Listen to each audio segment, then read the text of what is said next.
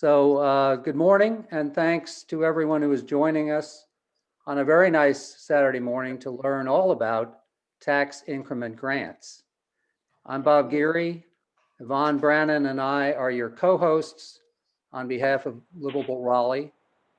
I'm a writer, and Yvonne is, if you've ever advocated for a good cause in Raleigh, you know Yvonne very well. So our role is to facilitate for our four guest experts. And while they're speaking, we'll ask that you put your questions for them in the chat. We may ask one or two along the way, but never fear, we expect to have lots of time after everyone has spoken for a wide open Q&A session. Let me just take a couple of minutes to frame our subject. A tax increment grant, a TIG, is pretty simple. Actually, it's a subsidy to a developer equal to all or part of the property taxes they would otherwise owe as a project is built for some period of time. So a subsidy, a property tax cut for a period of time.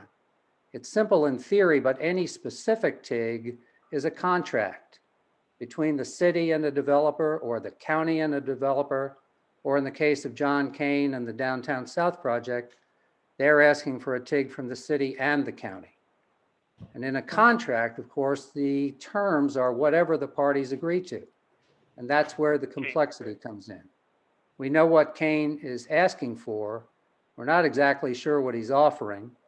And what is Raleigh willing to give him, if anything? And what would he be obligated to do in return? The same for Wake County. What is Wake County willing to give him, if anything? And what would Kane be obligated to do in return? That's if there's a TIG. So next slide, please. John Kane developed North Hills, the building downtown, the big Peace Street development with various construction partners, all developed without a TIG. But for Downtown South, Kane wants a very large TIG. And we estimate that it would cost the taxpayers of Raleigh and Wake County over 30 years some $450 million or more. And if Kane gets a TIG, then probably other developers will want them too. Next slide. Here's where Downtown South is located. It's 3 tracts of land, a mile south of what we know of as downtown. It's a choice location. That's Dix Park, very close by, up on the left. Tract C, which is the main event for Kane, the first thing that they're going to develop, is in between South Saunders Street and South Wilmington Street, down at the bottom of the map, right above the I-40 Beltline. The green lines on the map are greenway trails. The red lines, the dark red lines, are the future bus rapid transit corridors. The lighter red lines are rail corridors. So on the map, that big red line coming south out of downtown Raleigh is the future bus rapid transit service along South Wilmington Street. And this is key.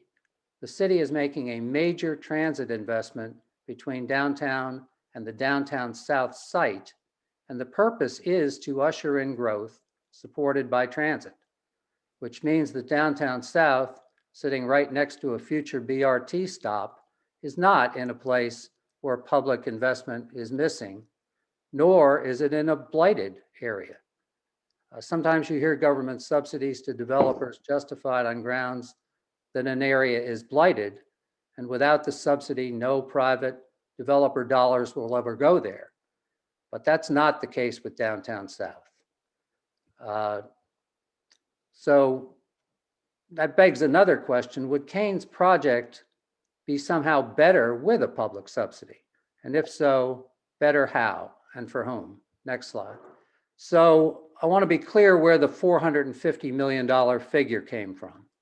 In January, Bonner Gaylord, who was speaking for Kane, asked the county commissioners for a 30-year grant with 75% off their taxes on what they're calling a $2.1 billion project.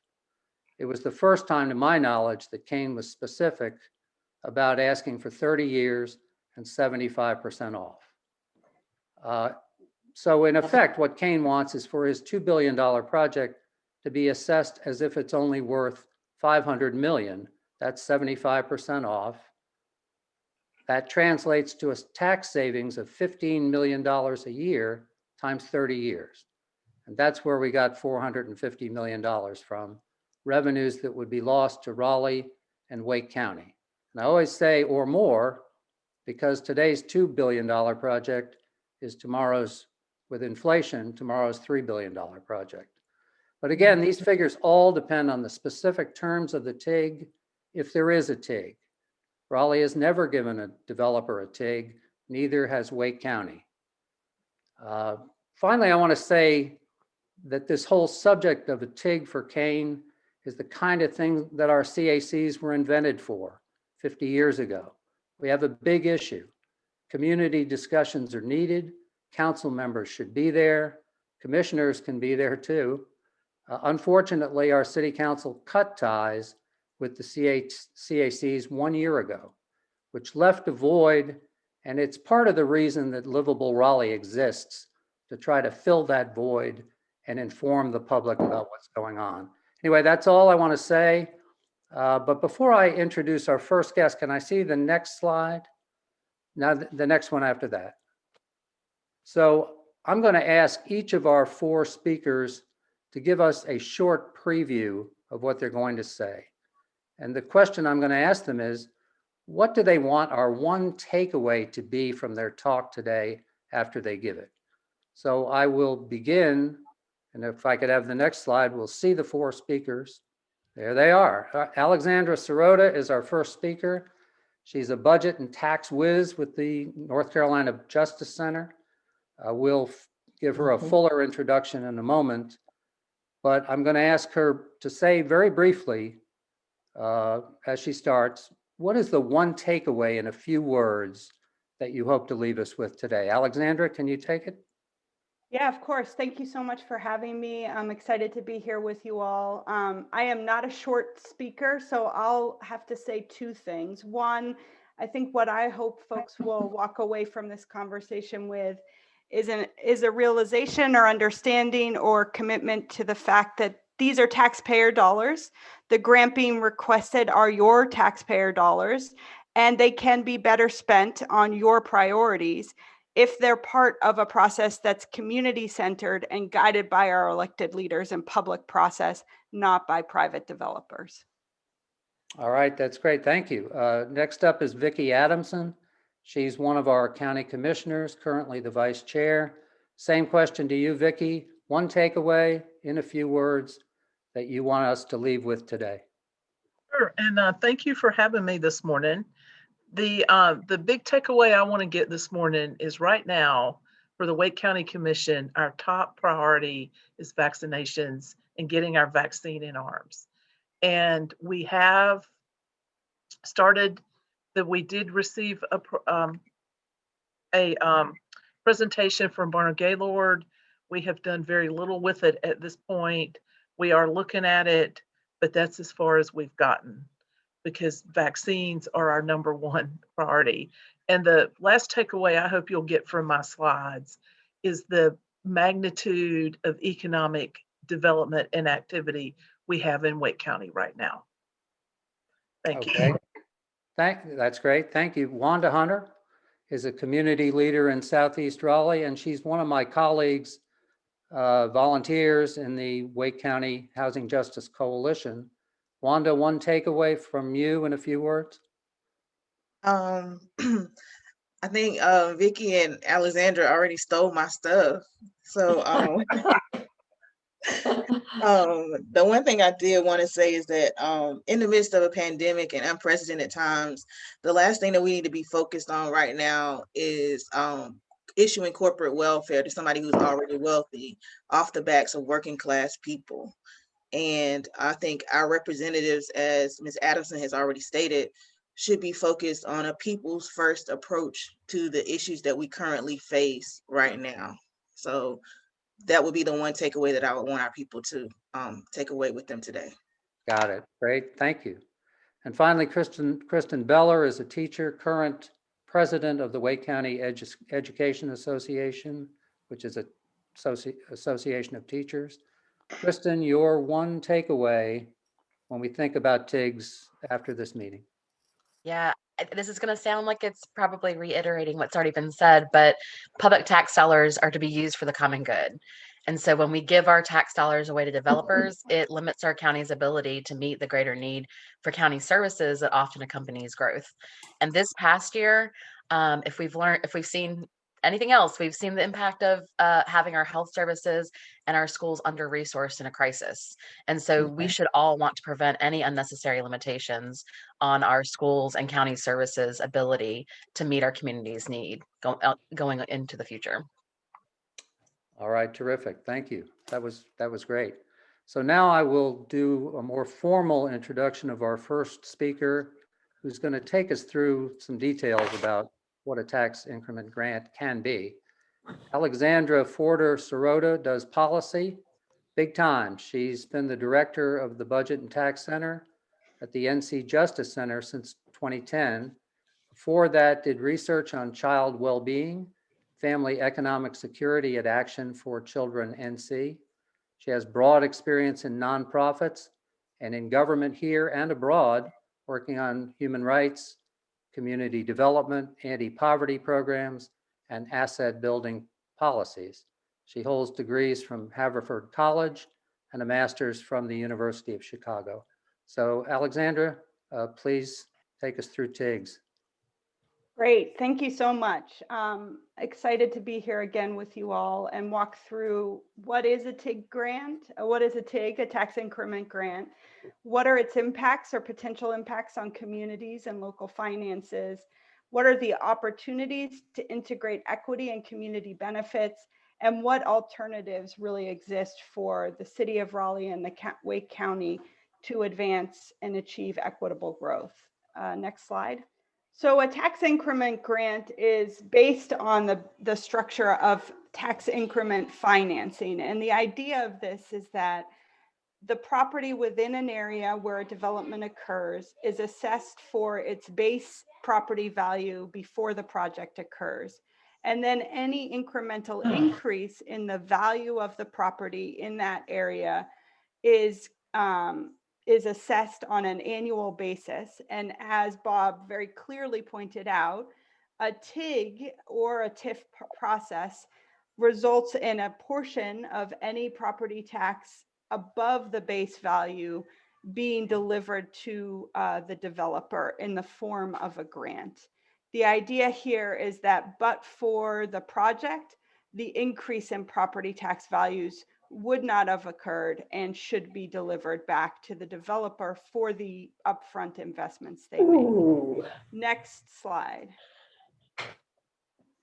The challenge with TIG as a policy is that there are numerous challenges, but just one is that as a tax increment grant policy gets implemented, not just one project is then eligible for these policies, but multiple projects will be eligible for grants, thereby over time increasing the loss in property tax dollars that are going to the city or county. So you can see here, as each project begins to cut down on the revenue growth that's happening, you start to see an erosion in the value of property tax dollars going back again to that broader public good that we've talked about in the initial question. Next slide. Property tax dollars are a critical source of revenue for our cities and counties in North Carolina. Over the years, cities and counties have been hard hit by cuts at the state level. And this is one of the sole sources of their own dollars that they can direct, that we can direct to public priorities.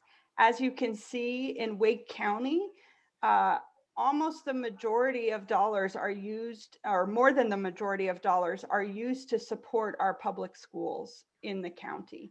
And so when property tax dollars aren't keeping up or aren't growing to meet the needs in community, this presents a challenge for many of the investments that we need to see to support long-term growth.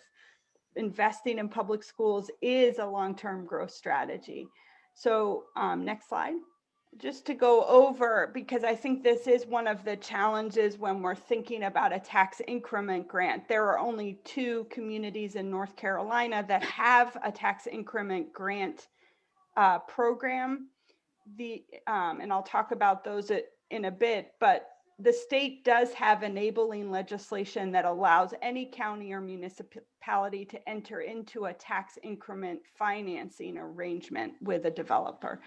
And the distinction between a grant and the TIF is important. The TIG is a cash grant to a developer. Tax increment financing requires the local government to take on debt up front. Tax increment grants are often project specific. They set specific agreements around a development project. Tax increment financing can be limited to a certain defined district. And oftentimes the goal there is to define the district as one that would not otherwise see development happen. And that's an important point. In the tax increment financing, but-for analysis is required. In a tax increment grant, a but-for analysis can be required and is an essential part.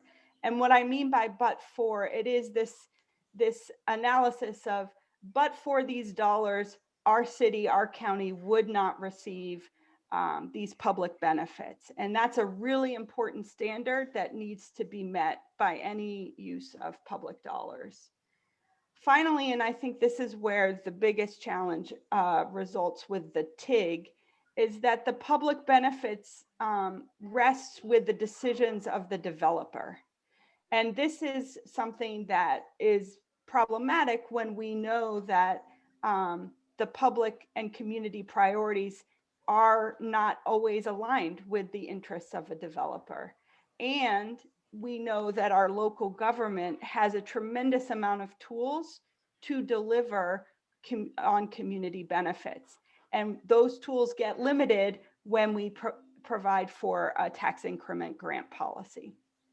So next slide.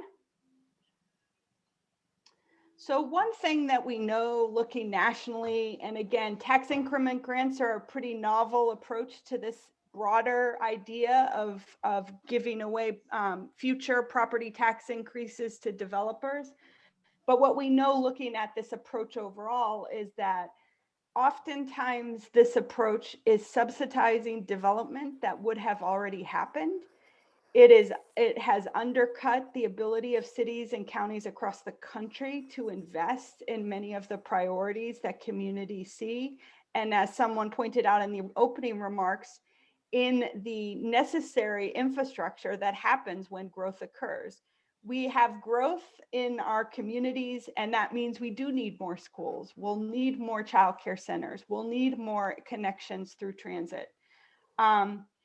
The other challenge is that TIFs and TIGs often don't provide enough of a guarantee or accountability to the priorities of community.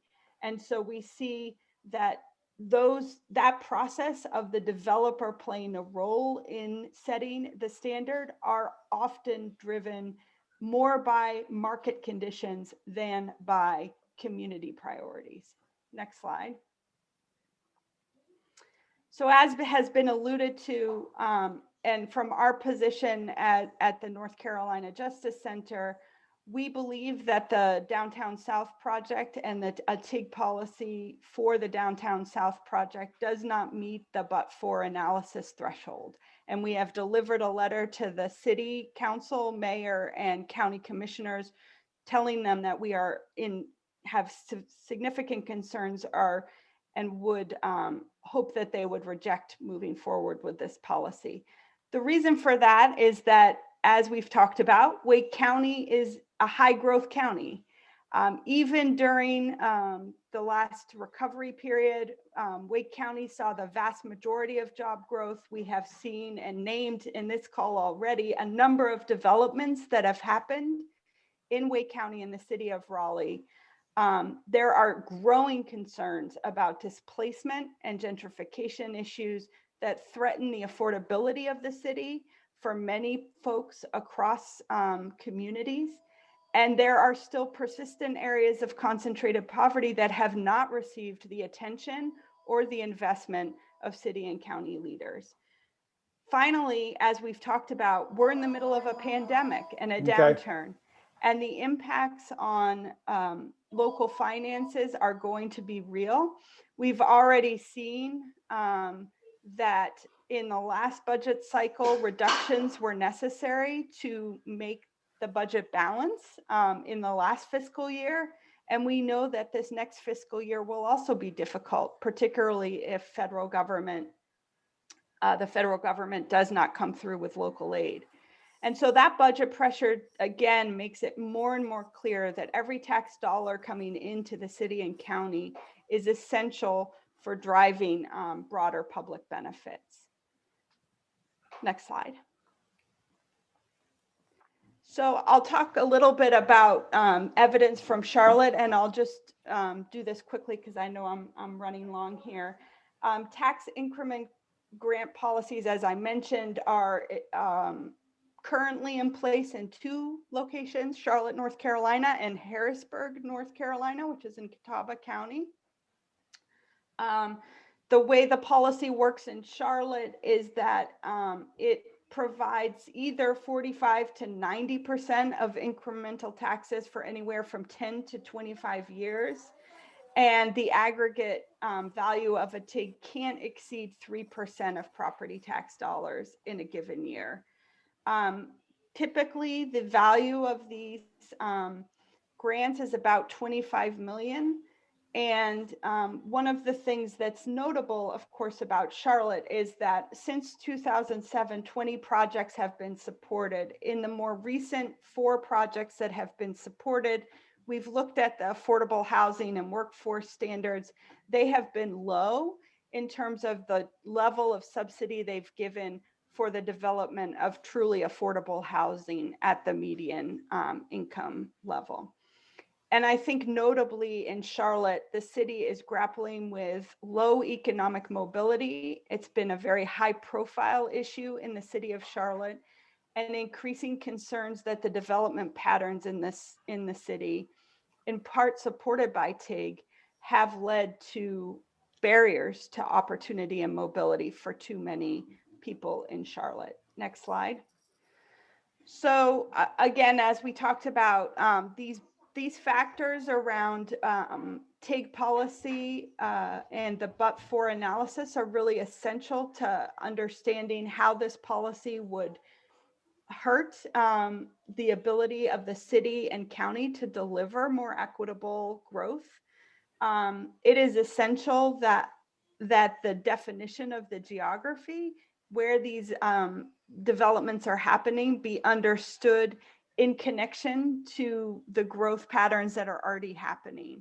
It's essential that the community see a transparent and accurate accounting of the costs associated with the development, and that accountability mechanisms are in place to ensure that community priorities are delivered on. One thing I'll say is, and we've seen this, is that oftentimes in a development project, the full ripple effects of a project are not considered in the initial assessment of costs and opportunity. And that is really an essential effort that must take place for the public to understand fully what the city and county elected leaders could be committing to long-term for the community. Next slide. The bottom line is that the city and county has alternatives. They have better alternatives available to deliver community benefits, and they are better positioned as elected leaders to do that work of meeting community needs. So for example, we know that there was an affordable housing trust fund. There was a bond that was just passed. There are low-income housing tax credits that can more deeply provide development of affordable housing at the documented goal of needed of 40% area median income. We know that developers can be asked and incentivized to utilize housing choice vouchers in their projects, that contracts can be required to connect with historically underutilized businesses, that existing workforce development and public school and early childhood programs can support the connection of people to jobs on the sites and to educational opportunities for families who move to the area. So these community benefits delivered through other tools already available make it less urgent for the city or county to move forward with a tax increment grant policy at this time. And I'll just close by using the example that was mentioned earlier. The North Hills project presents a good example of a development that happened without a tax increment grant that generated significant revenue and significant for the developer and significant revenue for the county and city. And what happens when these developments happen without a loss of property tax that through a TIG or a TIF is that those increased property taxes go back into the community in the form of investment in our public schools and health and human services and so many priorities for our community. Those dollars also mean that property tax rates have stayed the same even as we've collected more revenue. At that point, we were able to do that as a city and county. So again, I think I'll close there by saying there are real concerns about moving forward with a tax increment grant policy under the conditions currently set for the Downtown South project, and happy to talk through other points as folks have them.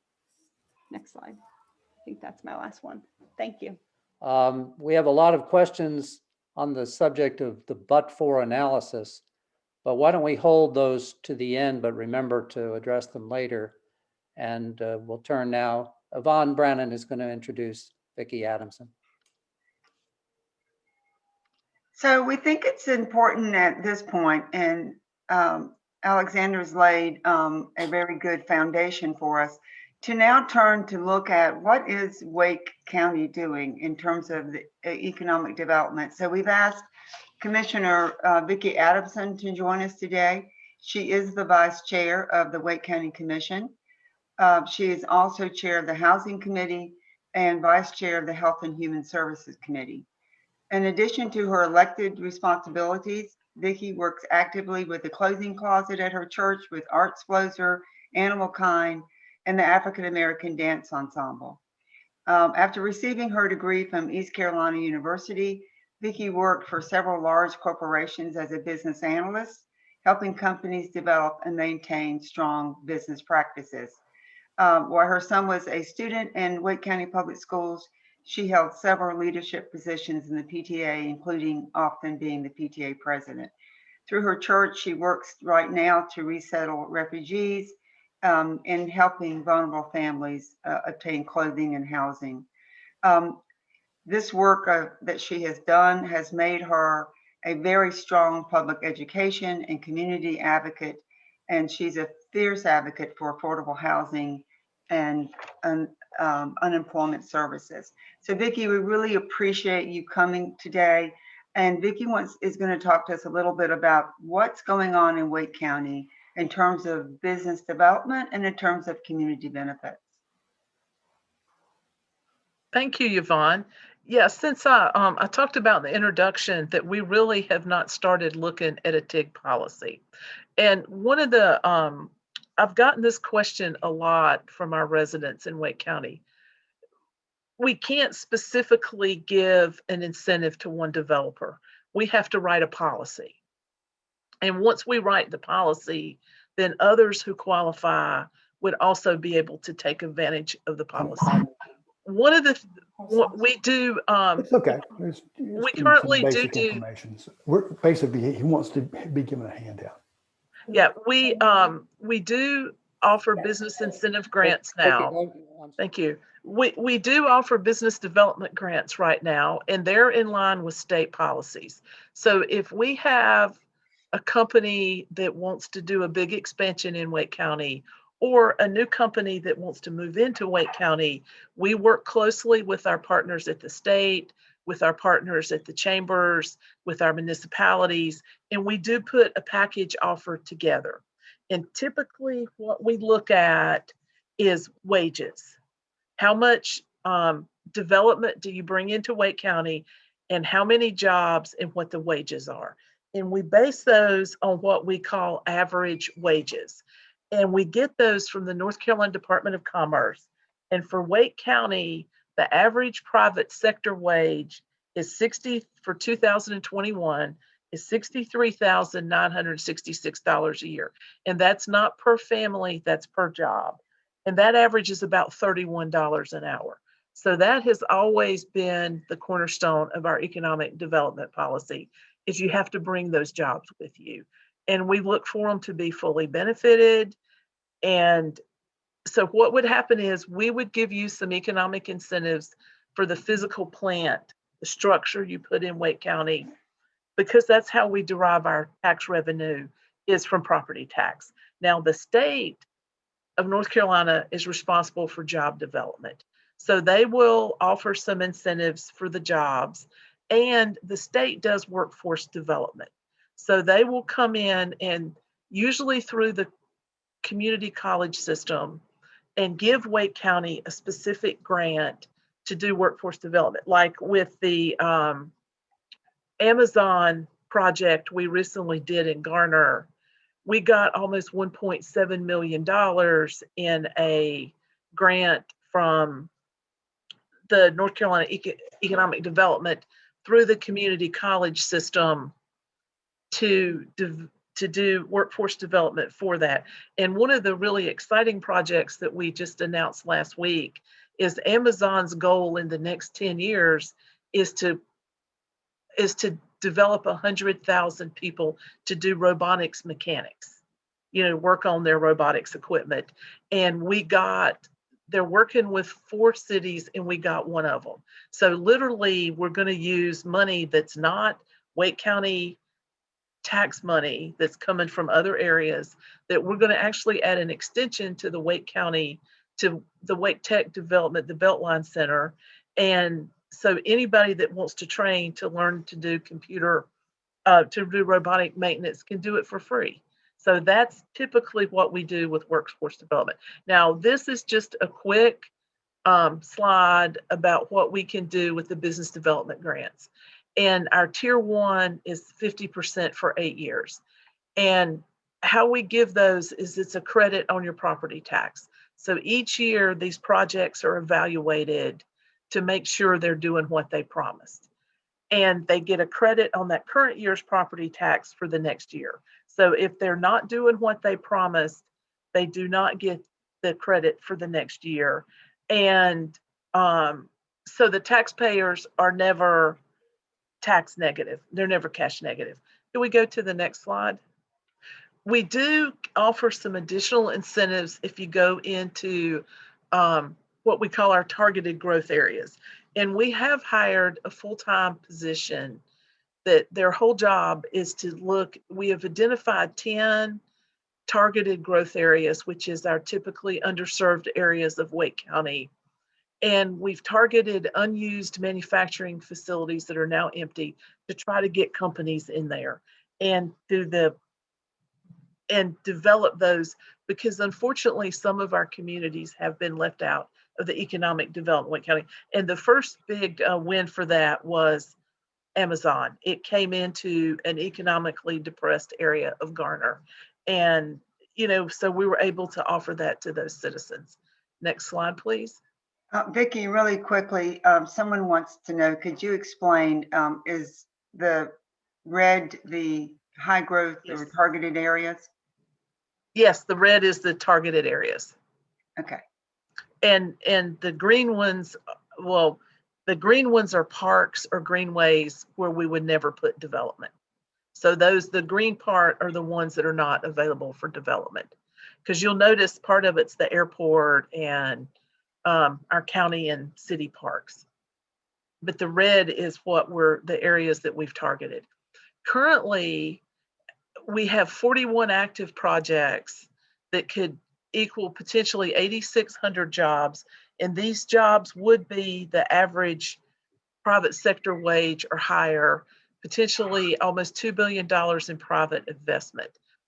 And we've seen a little slowdown in actual companies announcing they're coming to Wake County because of the pandemic. But we still have companies in the hopper. So, and we typically land about half of the companies that seriously consider us. And these are not small companies and small projects. These are ones that would qualify for our current economic incentive.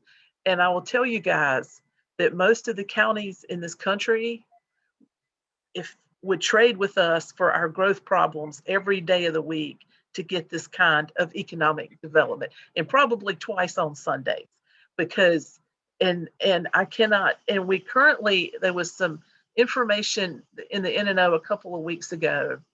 We are down to us and another city for the largest economic development project in the state, in the history of the state of North Carolina. So we are growing like crazy. And my personal expectation is that once this pandemic calms down and companies are starting to move, we're going to see another real boom in Wake County. Next slide, please. I just wanted to give a couple of examples of projects, our large tier 1 projects that we have given economic incentives to. This is Bandwidth. They are building they're a homegrown company. They came out of the business incubator at NC State University. They are about to do a huge expansion, and they're doing it off of Centennial campus. And so this is typically the kind of incentives we offer now. And one of the things that's really exciting about this Bandwidth project, when you talk about tax base, one of the challenges that we have in Wake County is we have so much state government. You know, Mecklenburg County's revenue is a lot higher than Wake County's because they don't have state government there. So some of our primo, you know, I call it our boardwalk property, which is downtown, has state government on it, has museums, the legislature, and of course, those are not taxable. And NC State University is a huge presence in Wake County, but we cannot tax them. They're not taxable. So Bandwidth actually purchased, since it's off of Centennial campus, they purchased a piece of property from the state of North Carolina. So it took that land from non-taxable to taxable. And there was no additional incentives for that. Can we see the next project? This is a manufacturing company. So we are getting new manufacturing into Wake County. It's in Garner.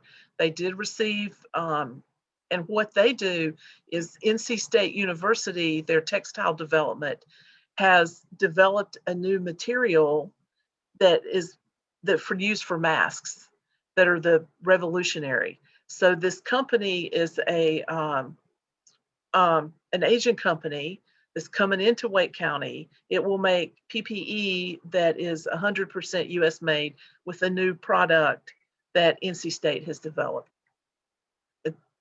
So can we see the next one? And this project, Vicki, quickly, this project's paying livable wages and benefits. Is that right? Absolutely. Yes. Yes, absolutely. Now, we have two other developments going on in Wake County that are sort of in the $1 billion range. And I just thought I would put those up because these have not received any federal, any county or city incentives. And this is one that's going up in Cary, I believe, yeah, this is the Cary one. And this one here is going up off St. Albans Drive. And this one, what's kind of unique about it is when these developers first started this, they went to their local CAC and worked with them, and the local CAC gave them about 20 items that they wanted to see. And this developer on their own met those needs of the community. And this one. So workforce development, we talked about that. We do a lot of workforce development in Wake County, and we have actually been relatively successful. according to Upward Mobility, or their Urban Institute, of the metropolitan areas, over 1 million people in the country, we're 6th in the nation for upward mobility for African Americans. We're 21st for Hispanics and 8th for Asian Americans.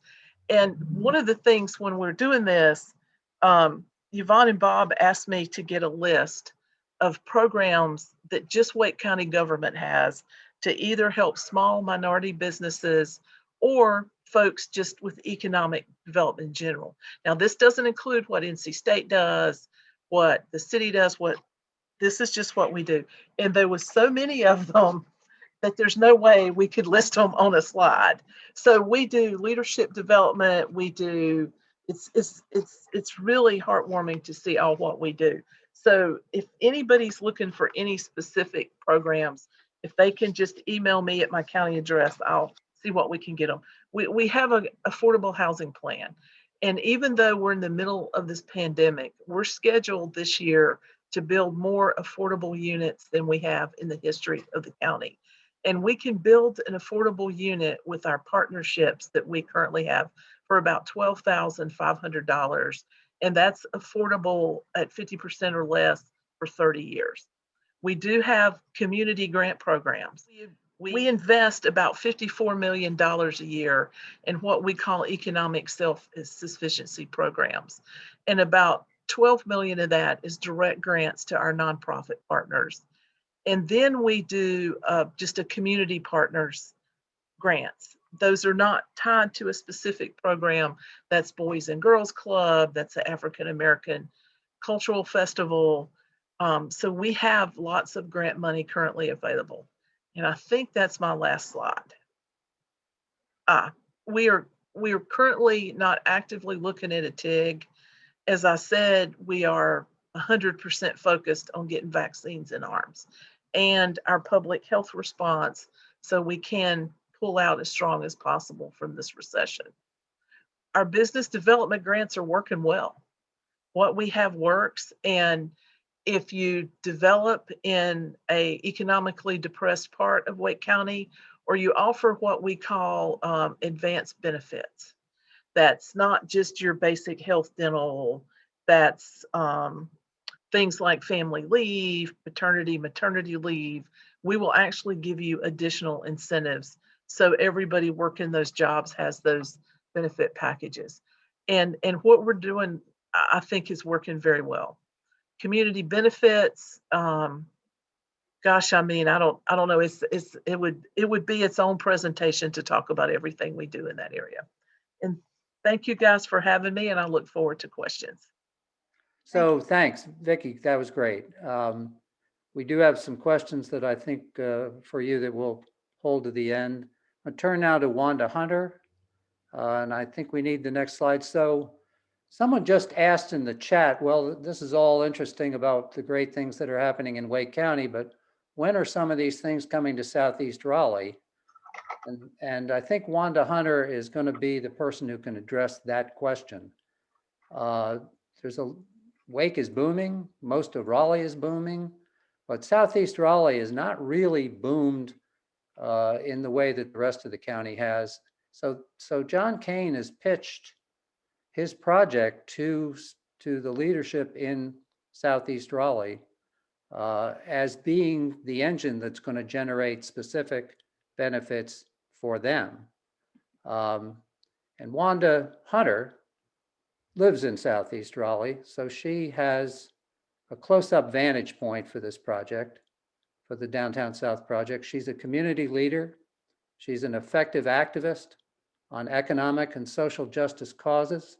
She graduated from Garner High School, studied accounting at NC-A&T State University, and her experience includes working as a finance manager and resiliency coordinator for Blueprint North Carolina, which is a progressive nonprofit in Raleigh. Her activism includes work with the Hammond Road Community Task Force, career readiness work through the Employment Security Commission. She's currently a leader in the Wake County Housing Justice Coalition. This is a volunteer group, and the Crosby Advocacy Group, also volunteers based in Southeast Raleigh. So Wanda, I'm going to ask you to react to what you've heard. I'm going to ask you to tie it to what John Kane is proposing. And the first topic I listed on this slide is the stadium. We haven't talked about the stadium yet. Does Southeast Raleigh need or want a stadium? Is that a community benefit that you all are looking for? And I will now turn it over to Wanda Hunter. Thank you, Bob. In Southeast Raleigh, the last thing that we're looking for is a stadium. Most people are trying to find affordable housing and a stable way to make it through the pandemic. When we talk about this specific stadium that Kane is proposing, he plans to make a whole entertainment district in with these 3 parcels that he has. And so what that means is that they have proposed that the traffic will not be affected because the entertainment district means that there will be places for people to go before events and places for people to go after events. So the traffic won't be as congested for everybody coming in at the same time and everybody leaving at the same time. Why do we need another entertainment venue? We have the Coastal Federal Credit Union Amphitheater. We have the Red Hat Amphitheater. We have the PNC Arena. The SAS just built a state-of-the-art soccer stadium in Cary. And this stadium that John Kane is bringing is not going to bring its own events. It will essentially kill all the other venues by stealing the events that help them generate their revenue also. So specifically, people in Southeast Raleigh are not looking for a soccer stadium.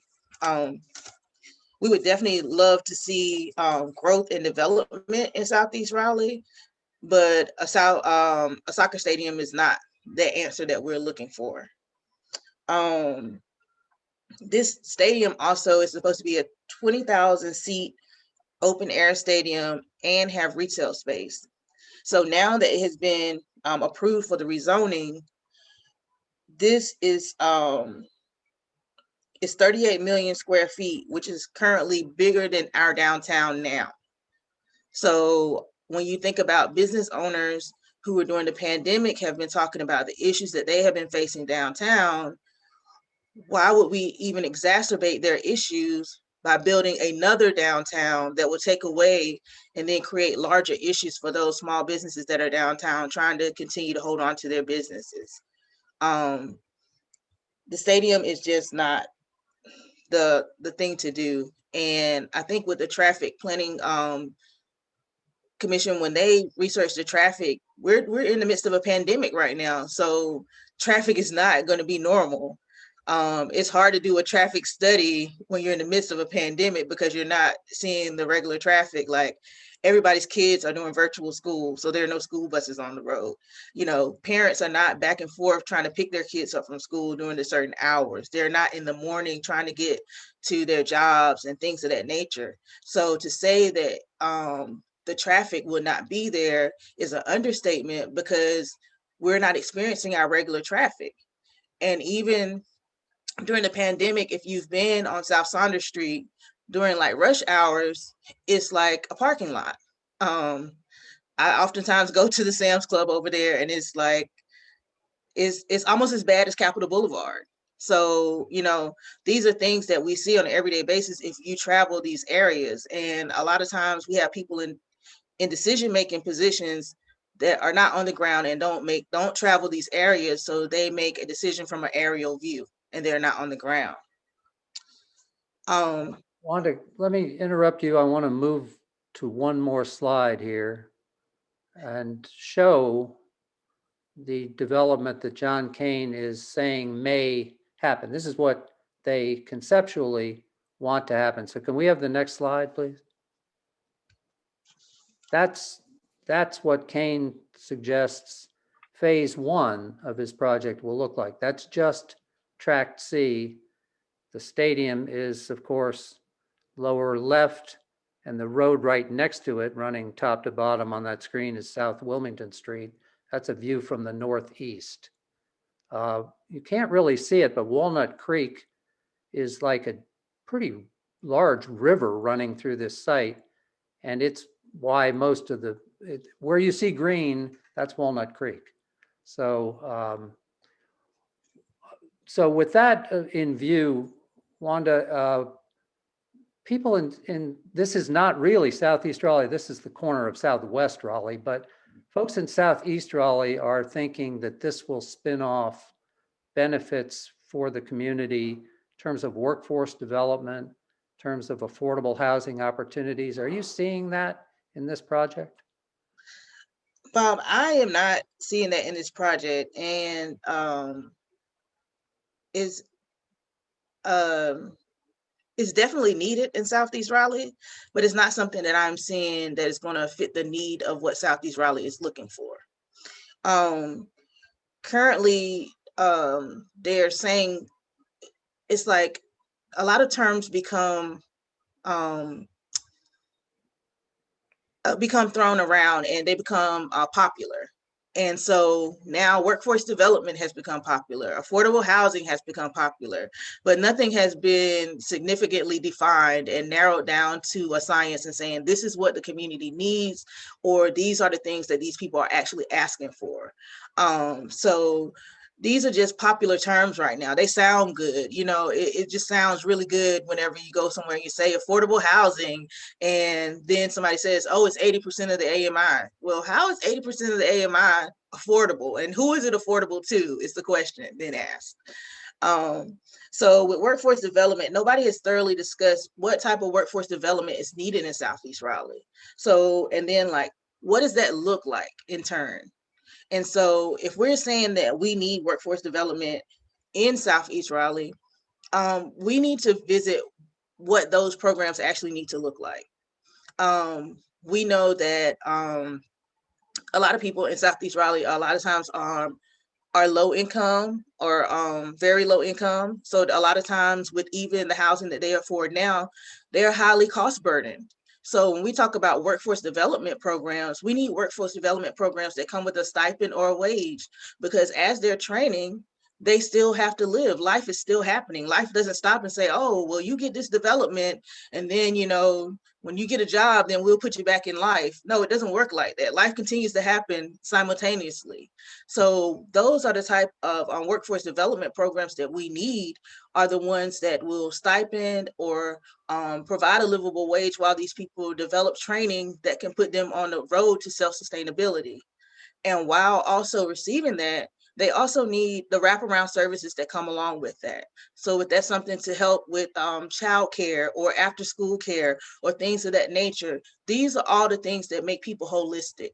And when we're talking about workforce development, that's what we need to be working on, is the holistic person. And so I see workforce development thrown around, but I don't see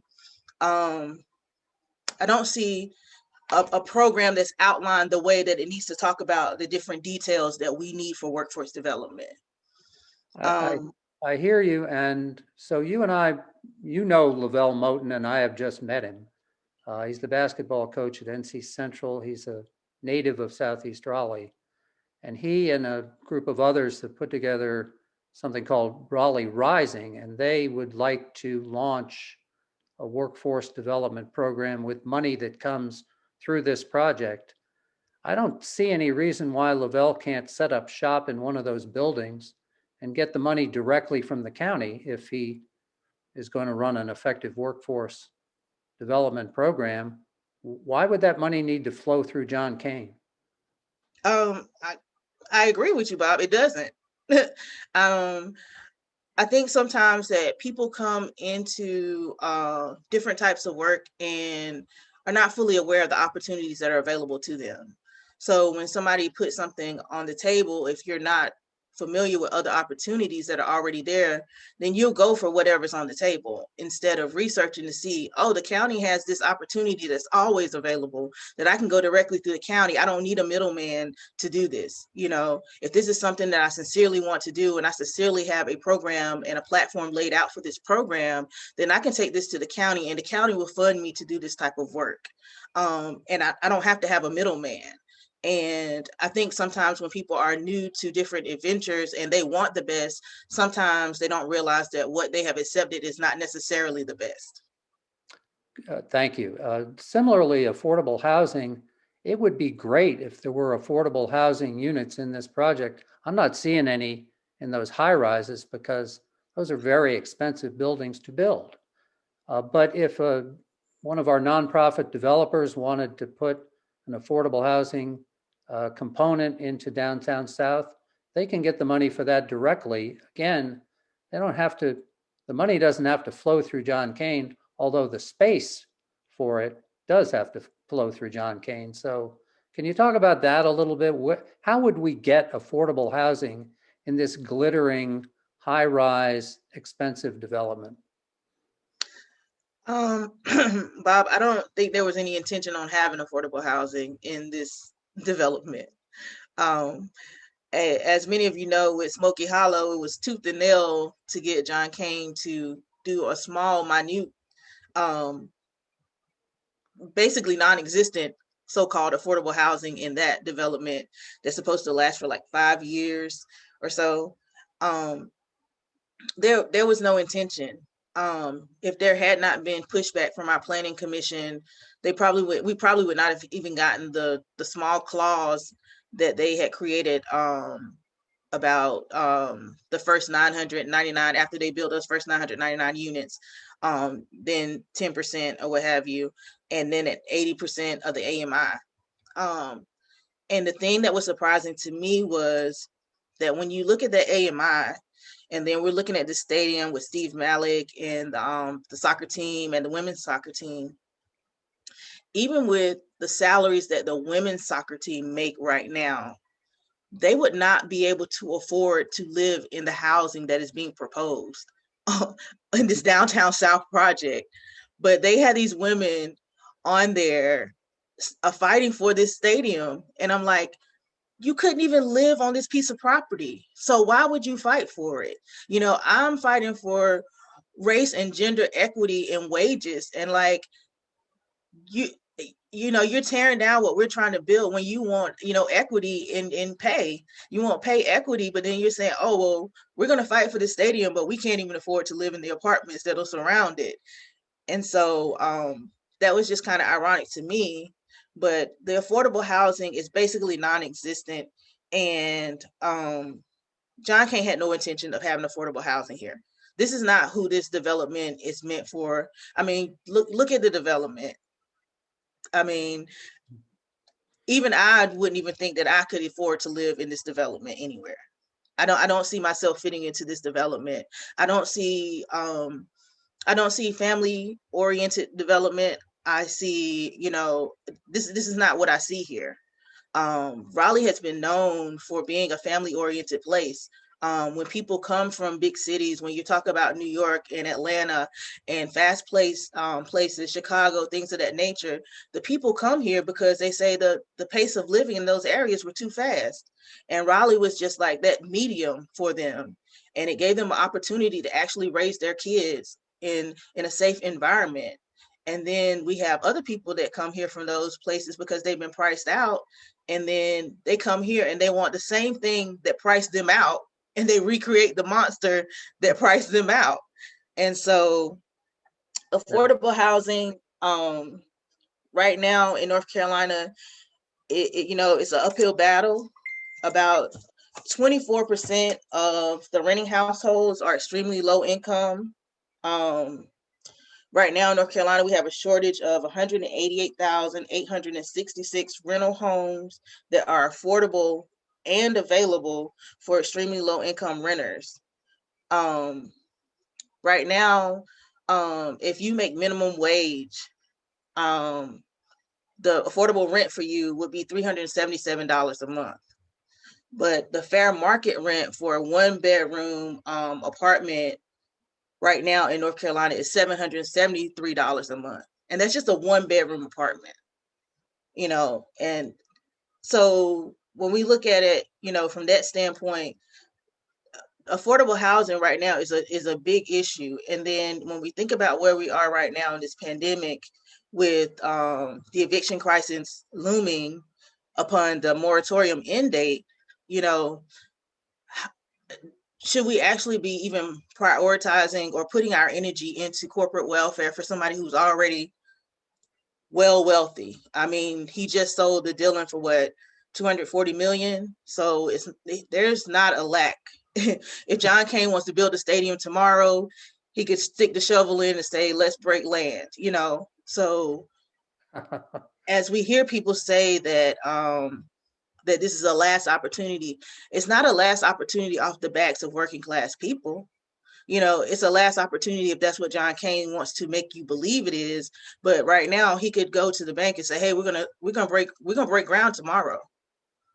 And Well, why don't we leave it there? That was terrific. I appreciate all of that, and I appreciate working with you on the Housing Justice Coalition.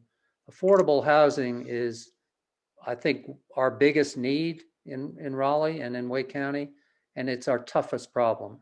Like you, I don't see any solutions to that problem coming from this project. I suppose they could, I just don't see them coming so far. So thanks very much, and I will now turn it back to Yvonne to introduce Kristen Beller. That was excellent, Wanda. Thank you so much for putting a truth to power lens on this entire conversation. I really think our next speaker will do much the same. One of the things that is a wonderful community benefit to Wake County and is an integral part of economic development is our Wake County public school system. So Kristen Beller is joining us today. Kristen is president of the Wake NCAE. That is the local affiliate of the North Carolina Association of Educators, as Bob mentioned earlier.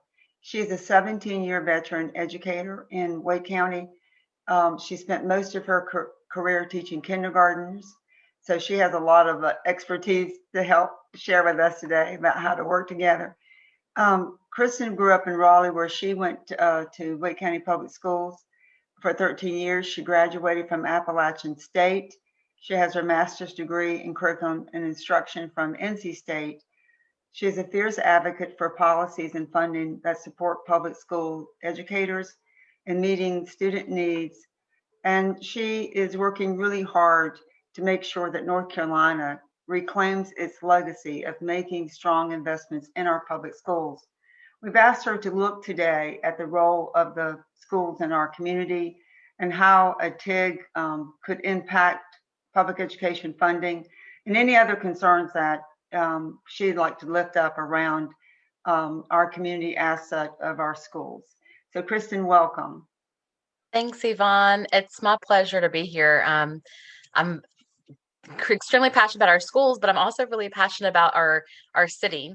We are so lucky to live in Raleigh that I've told people from all across the nation as we talk about schools how much our community really values and invests in our public schools here. And so today I'm going to talk a little bit about the role of Wake County Public Schools first, and just to kind of lay the groundwork of why this is an important. And Yvonne, if you could go back, I'm going to stay on the other slide just for a second before looking at the funding, just to really set some level expectations about why schools are an important place for us to invest. So the most basic function of our public schools is to ensure that children have access to a sound basic education, but we really do so much more, right? Our public schools, they're the heart of our community. Most of our time and energy goes into providing our children with learning opportunities that challenge and excite them. Our students have innovative, caring, and creative teachers. They are provided opportunities to explore how objects and systems work. They question and they experiment. They debate and learn to use textual evidence to support their arguments. And they have opportunities to learn languages and explore visual and performing arts. They can join marching bands or athletic teams. But in short, our students get to have experiences that allow them to build communication and critical thinking skills. We allow them to learn and express themselves in creative ways. And most importantly, they do all of this while being supported on a path to building the resiliency needed to face challenges in school and in life as they become adults. And so our school staff, all school staff, not just teachers, we take our roles in the community very seriously because we know how much that we're supporting and growing Wake County's future leaders. No one in our community is untouched by the public school system. We offer nutrition to students and their families. We provide counseling support services. We connect families to other county and state services to make sure that their needs are met outside of school as well, right? And the school system actually provides over 20,000 jobs to adults in our community who face unthinkable challenges to keep our community's children safe. That's our number one job before we even teach them. It's to keep children safe. And so we know that when we're funded and resourced, we attract more businesses and companies to the area because strong public schools, they improve the quality of life for us all, right? So now, Ivana, if you'll go to the next slide, this is really important because this is a visual reminder of what the county funds in our budget. And our values are reflected in our budget, right? Our public schools are clearly important to our county. It's a large part of our budget. So how do we fit into this whole TIG picture? Well, our public schools receive funding from the county to supplement the state and federal tax dollars that are supposed to fund the operational budget for the schools. And as some of you may have heard before, budgets, they reflect our values, right? And so we're proud of the values reflected in our county budget, besides education, public safety, and health and human services and housing being large pieces of our budget. Without these basic needs met, our county there in our city in Raleigh would never be as beautiful of a place as it is today. And please don't get me wrong, because I am very much aware, as Commissioner Adamson will attest, our county has places to improve on how we are funding all of these services. But we certainly do prioritize the right things, the most important things.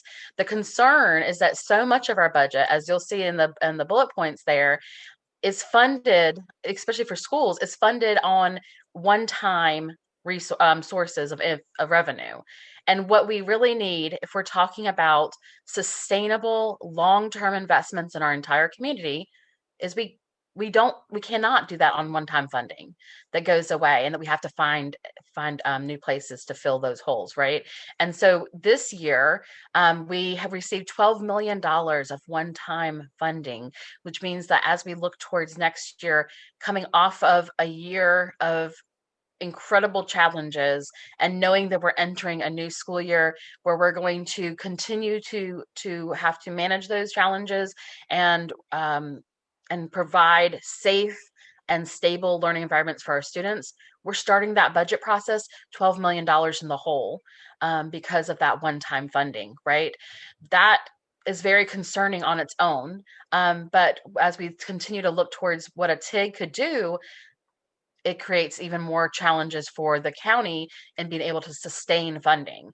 So if you'll go to the next slide, Yvonne, here, this is, as large of a chunk of the county budget we have, it still is a fairly small part of our entire budget for Wake County Public Schools. And that's because it takes a lot of resources to run the 15th largest school district in the nation. We have over 1 million residents in Wake County, which means that we end up with about 160,000 public school students. And so we saw that public schools are a large part of the county budget. But what happens when something like a TIG or private school voucher drains funds from the revenue that's used to fund the public schools? You can see here, without that county funding, our public schools would have to operate with significantly less support. And what we provide now, this is a really important reminder, what we provide now still doesn't provide a full-time school nurse in every school. Neither does it provide a full-time school social worker or school psychologist. And our younger grades still share instructional assistance between classes, and our upper grades have no assistance at all. If a TIG is granted to a developer, the county loses property tax revenue, and that revenue funds our schools, not just for next year, but for 20 to 30 years. That means the growth that comes with development will be coming without the revenue to fund the services, not just for public schools, but also for other county services for 2 to 3 decades. That is the next generation. And our county has a fiduciary responsibility to make certain that we have sustainable funds to serve the county and the residents of our community. And a TIG strips the county of its ability to do that, to sustain services in schools, public health, and housing, in addition to working with their ability to work with businesses that are committed to providing living wage jobs that give our residents a real chance at upward mobility, right? And so one of the things that I want us to hold in mind is resources and how valuable they are, and how a TIG does strip us of resources. So when you're having a heart attack, you do not want the EMS to bring you to urgent care, right? Of course not. In Wake County, we know that if you're having a heart attack, you want to be headed to Wake Med with our amazing cardiologist. And it doesn't actually matter that urgent care has medical professionals and that you're having a medical emergency, or that there's a doctor on call, because Wake Med is resourced for your heart attack. And you know that those resources, both human and capital, can save your life, right? Ivana, if you don't mind changing the slide. It's important for us to remember that right now, the heart of our community is under attack. And so the General Assembly keeps sending our tax dollars to private schools with no public accountability. And we cannot afford for our county to do the same thing by giving away our public tax dollars in a TIG. Our schools are what they are because of our local funds. We're already starting this budget process knowing that the public schools will have $12 million less than what we used for operations this past year, because the county used non-recurring funds to meet the school board's request. Our values require us to invest in our county services and our public schools, knowing that these things improve the quality of life here in Wake County and attract businesses to us. Businesses that want to invest in our county and our communities and pay their fair share because they value the humans living here just as much or more than the property, right? And so it feels really important to educators that we remind our community and residents in Wake County that we not only want the county to be able to sustain funding for our schools, but also for all of the other common good services that affect the families of our students and our own families too. In Wake County, support staff, bus drivers, assistants, cafeteria staff, office workers, not all of those folks are making living wages yet. So when we talk about affordable housing, we're talking about our students' families, but we're also talking about our school staff. When we talk about public health issues, we're talking about our students' families, but we're also talking about our school staff, right? So the county services that are provided with the revenue that developers and businesses contribute to our community, it is incredibly important that we protect that revenue source in order to sustain the quality of life that we enjoy here in Wake County. And I hope that sums up. Yep. Thanks, Yvonne. Very excellent. Very good points. Kristen and Wanda bringing us a community reflection and realistic view of what's going on in Southeast Raleigh and the significant impact that these have on issues across the entire county. So really quickly, just everybody a clap for these 4 panelists.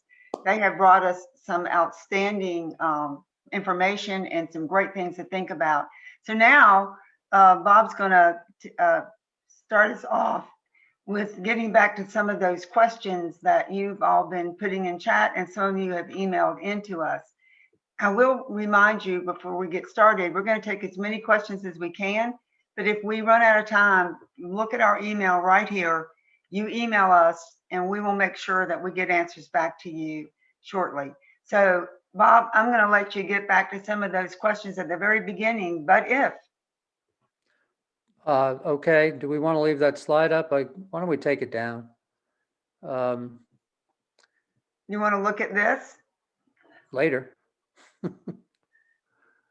Yeah, keep that, oh, look at all those people. All right, so we had a lot of questions about but for at the beginning with Alexandra's presentation.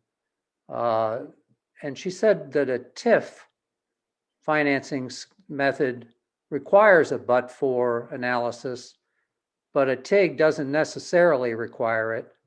First of all, that but for analysis, how do we know what would happen but for a grant?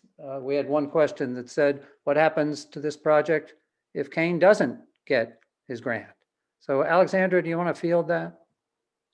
Yeah, sure. And I think the key here is that we don't have a TIG policy that we can really see, will it have a but-for analysis? And any policy would need to be very explicit about what it's looking at as a comparison point. So we can estimate through various tools researchers have what the trajectory of growth we're on is, based on historic trends in terms and many of the evidence that was brought to you now about the reality that Wake County and the city of Raleigh are growing. All of that would be included as a standard assessment of whether, but for this project, those things would happen, the development would happen. I think the key argument that we're hearing in the conversation about downtown South is that, but for this TIG policy, we would not get the public benefits that are being offered by Kane. And so that's where I think really being clear about these other tools that are on the table to get us to those community benefits is essential. So we do have tools to create more affordable housing with deeper subsidy for those who really need it. We do have tools to ensure that people have the jobs or are targeted for the jobs that are created through the project. So one of the things that I think the but for standard puts in place is a framework for the city and county, and the community, we would argue, needs to be part of that process to evaluate whether the project will deliver on that. And then it is the work of city and county researchers. I would say that we likely as researchers and many others in the community as researchers would be looking to document what would happen under conditions without the development, and then use that as a comparison point if that helps. All right. I want to raise the subject of community engagement in this project and in the subject of a TIG for downtown South. I guess I'll toss this to Wanda first, but I'll let everyone else weigh in if they want to.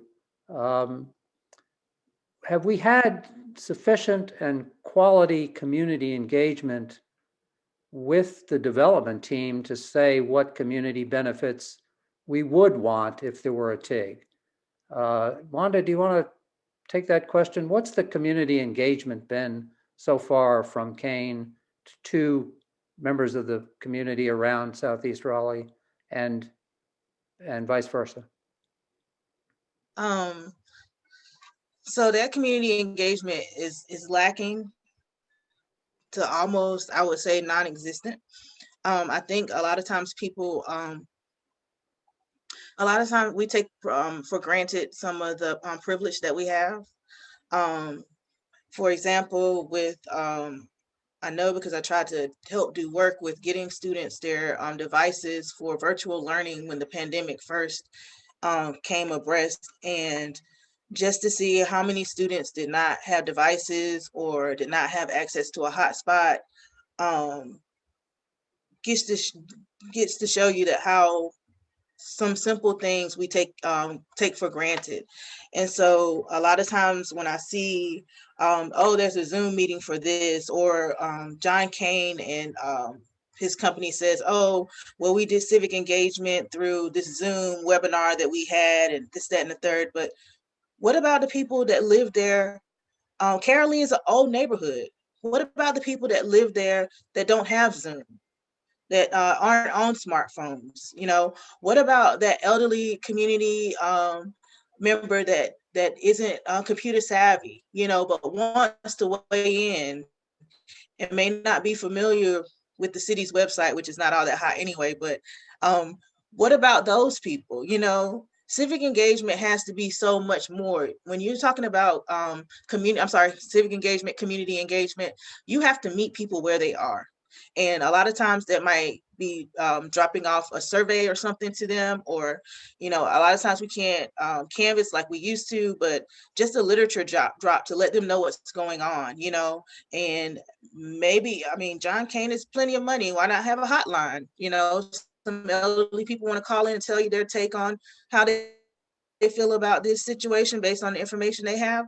What harm could that be?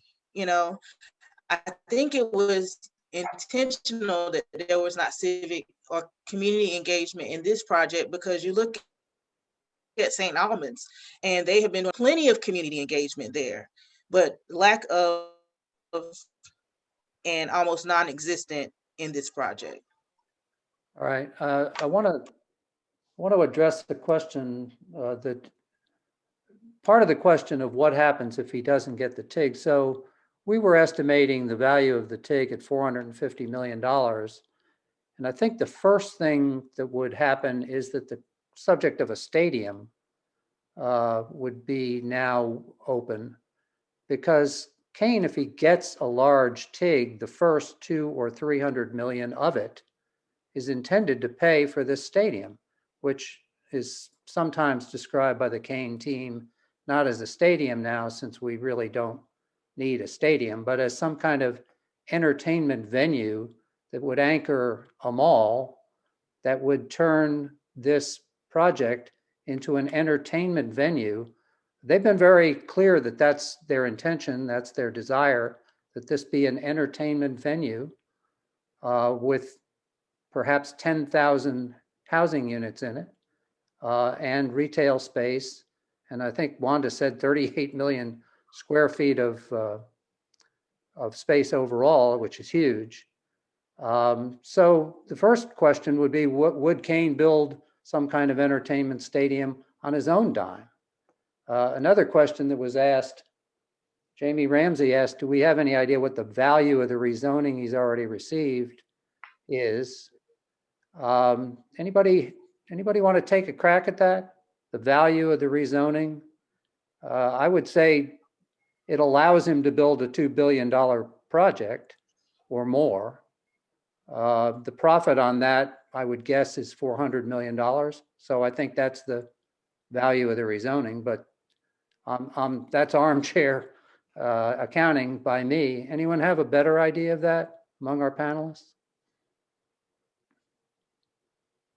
Okay, well, that's not a fair question. Well, Yes. Bob, I'd like to say that we've gotten several questions asking someone to explain opportunity zone. Does Kane have an opportunity zone? What is it?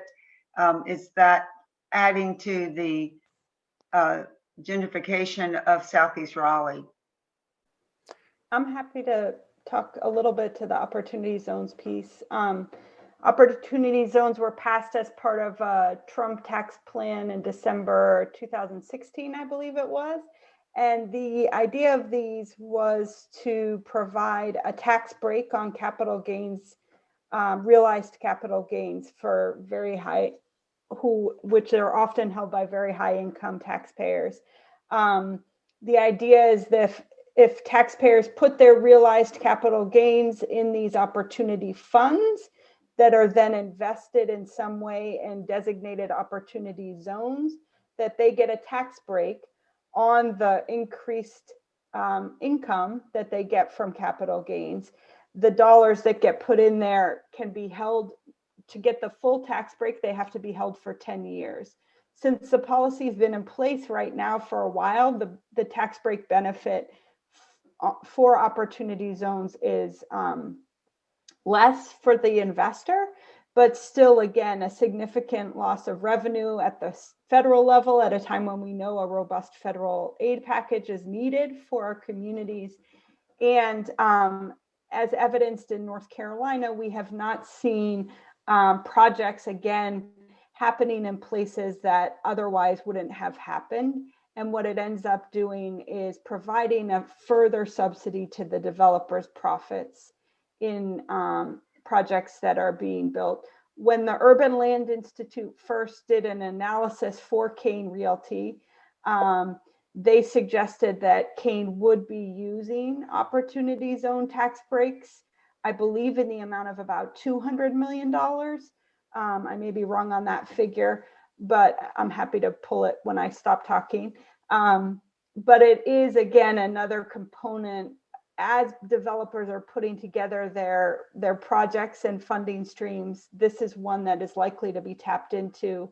And you can, I'll send another link of the neighborhoods that are opportunity zones, and many census tracts in Southeast Raleigh are considered opportunity zones, including covering some of the geography in downtown South.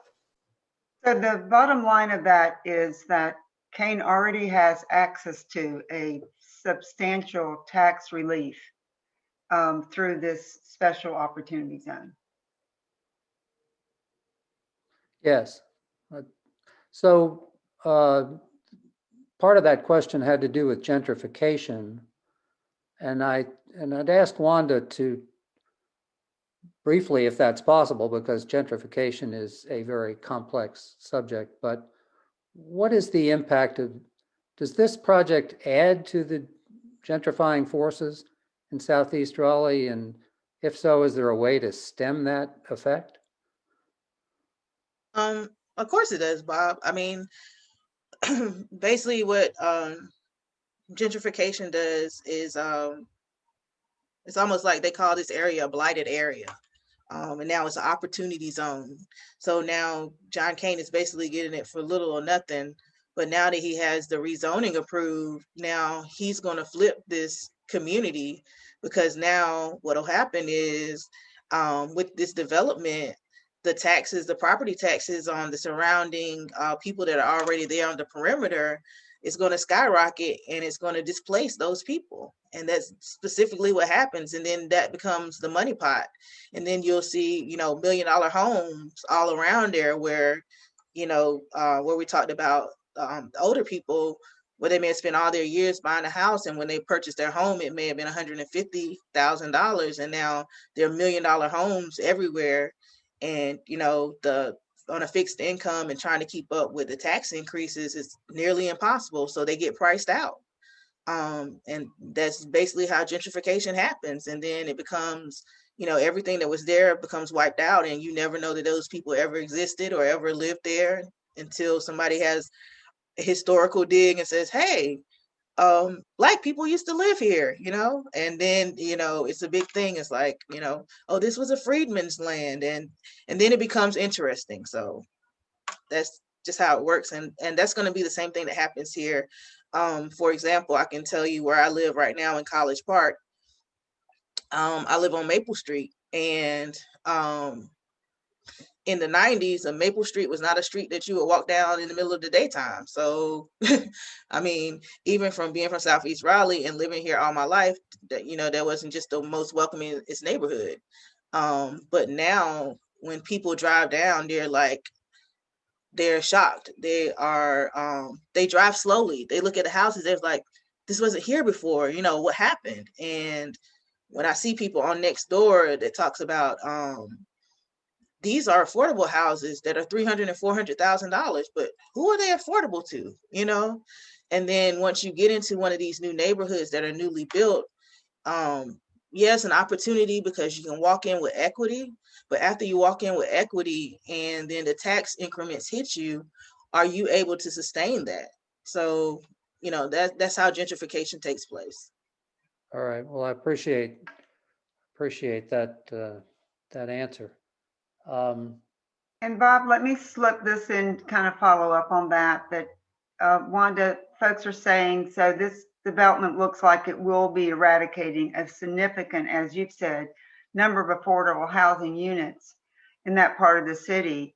Should the city be required to replace those losses of affordable housing, or what is the plan to replace this loss of housing?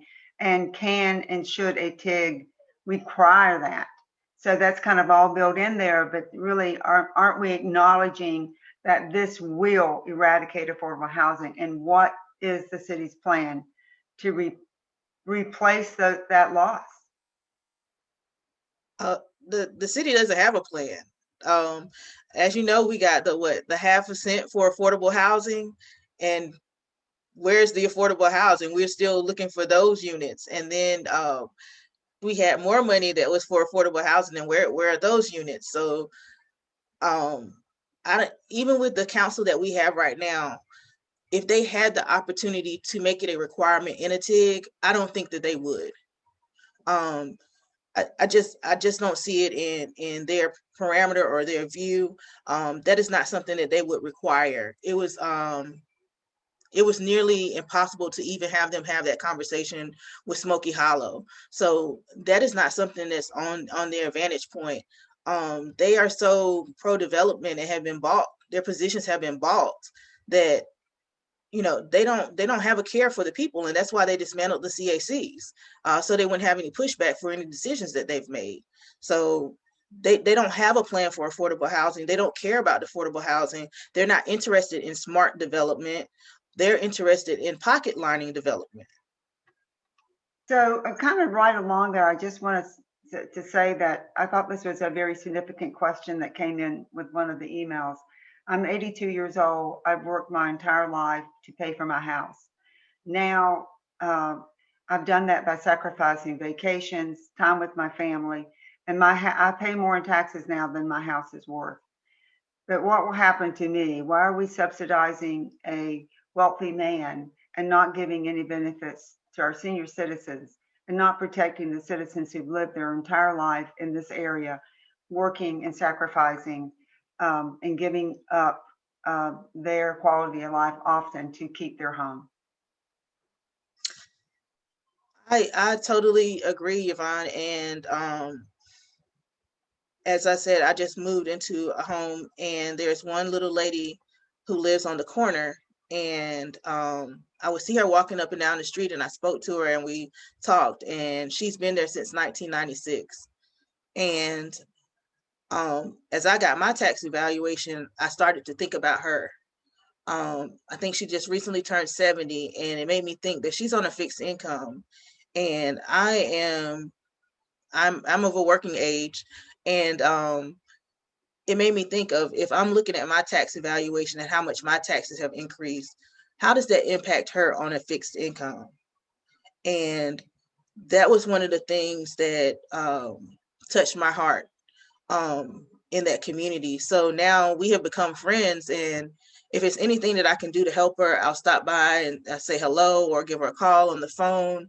If I'm at a food distribution or something of that nature, I'll take her things. And it's not for show, but I can understand trying to stay in a home that you've had for that long and on a fixed income, that anything, would be helpful. And I think a lot of times we get to a point where we forget about the people who laid the foundation.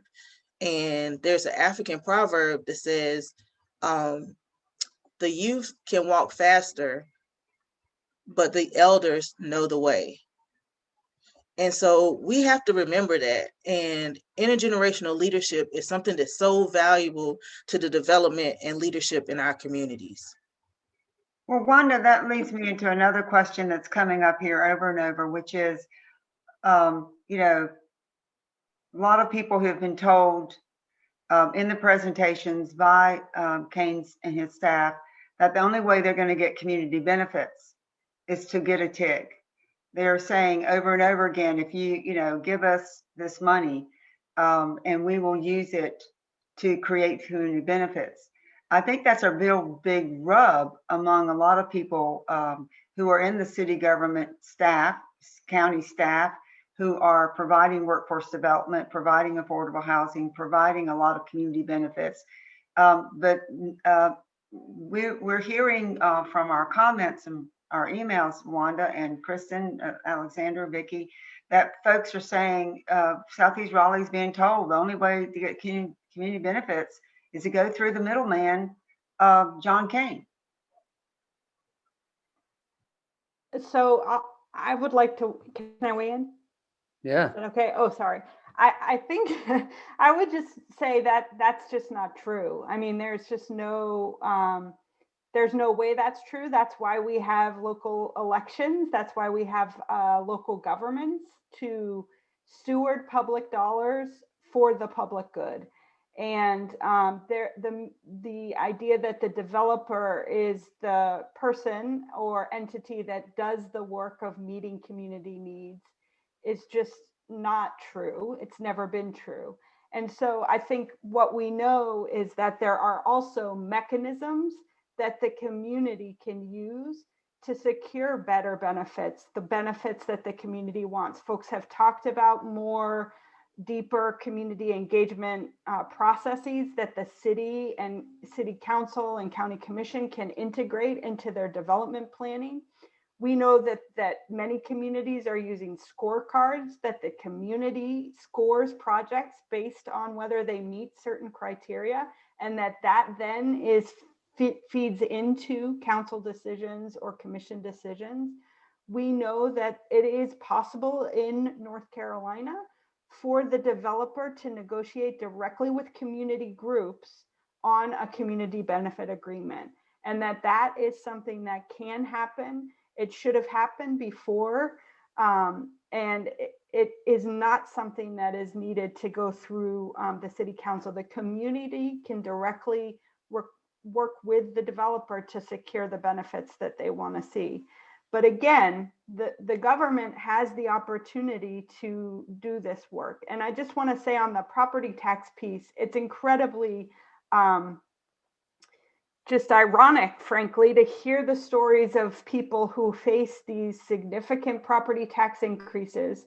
Property tax increases are what are going to finance some of these opportunities.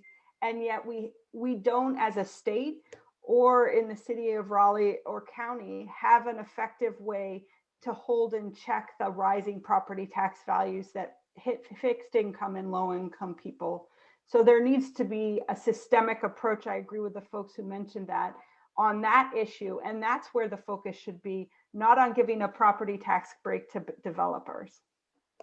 And I just want to piggyback on that because we see this all the time in schools with private school vouchers and private corporations who want to come in and do something for a school because they want it to be done in the way that they see it, right?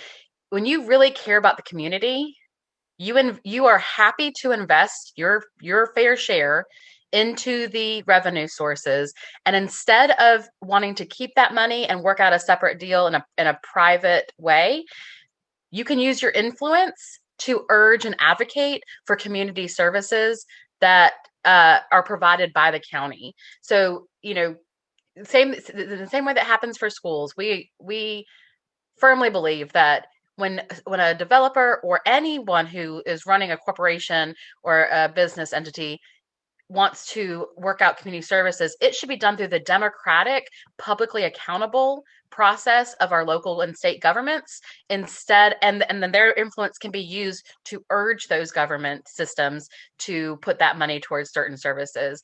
But I also wanted to go back real quick to the gentrification piece and just add in that our public schools that are in Southeast Raleigh that were built by the Carnage, Ligon, and Gill families, they set the foundation for public schools for the rest of the county. Our public school system, the way it operates now, was built by the Black families in Southeast Raleigh. And so when we talk about investing into that area, we have to remember that schools are part of that. And so when we need affordable housing around those schools, because we need to embrace and uplift the legacy that was built there, and part of that is securing this sustainable funding for that area. I just want to make sure we didn't let it slide by that the Black families in Southeast Raleigh really built the foundation for our public school system today. I think that's excellent, Kristen. And I think that all of you are bringing out the theme that keeps running through a lot of our questions, which is, why can't we just take this money? Why can't the city of Raleigh and this county take these increased revenue from the development and growth and spend it wisely on behalf of citizens? Do we really need to give a middleman a break? And, one of the things that I think is really bothering people, and I wonder if anyone wants to comment, is that there's so little detail. We're being asked to give a tremendous tax break to a wealthy developer with really no timeline, no estimate of exactly the value or what it would cost. I kind of use it as an example that, John Kane is saying, hey, Yvonne, it's your birthday. Give me $100 and I'm going to buy you a birthday present. And then he shows up 6 months later with a $50 gift. And I'm like, wow. Where was the value in that to me? And it's late and it's not what I really wanted.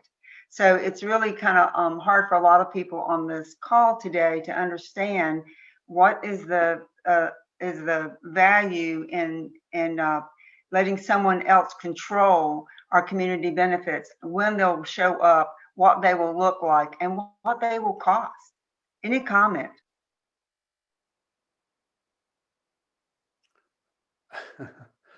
That's a tough one to answer because there isn't any. So we've had a lot of different versions of the ask from the Kane team. Someone did ask us on chat, have we considered asking John Kane to meet with us in a forum like this? It's an interesting idea. I don't know if he would do it. One of the reasons we're having this forum is that John Kane has had the floor on this subject in Raleigh for a year. He's had the ear of the city council. He's had the ear of the county commissioners. He's run webinars that are a one-sided infomercial for his project and for the idea of subsidizing it. And no one else has really had a chance to say, well, gee, that's not a good idea, or to question the logic of the project and the grant. So we're trying to kickstart a community conversation about, does this make any sense? And if so, how? And yes, I would love to put those questions to John Kane. By the way, he doesn't appear at community meetings. He sends Bonner Gaylord, his employee and a former city council member, to do his talking for him. I imagine we could have Bonner join us, but I'm not sure we could get John Kane, but we haven't asked, to be truthful about it. There was another question asking, Vicki said, Commissioner Adamson said the county commission is not really considering this grant yet. What is city council doing? Does anybody want to field that? I kind of know what they're doing, but Wanda, do you know what city council is up to on considering a TIG grant, TIG policy to Kane? So currently the city does not have a TIG policy, but they are currently in discussions. So I get my days mixed up. One day last week, they had a presentation about what the TIG policy would look like and how they could develop it. And they have a basis of 3 categories: the infrastructure, public benefits, and public assets is what they're looking at in that TIG development. I was very surprised at the end of the meeting. One of the things that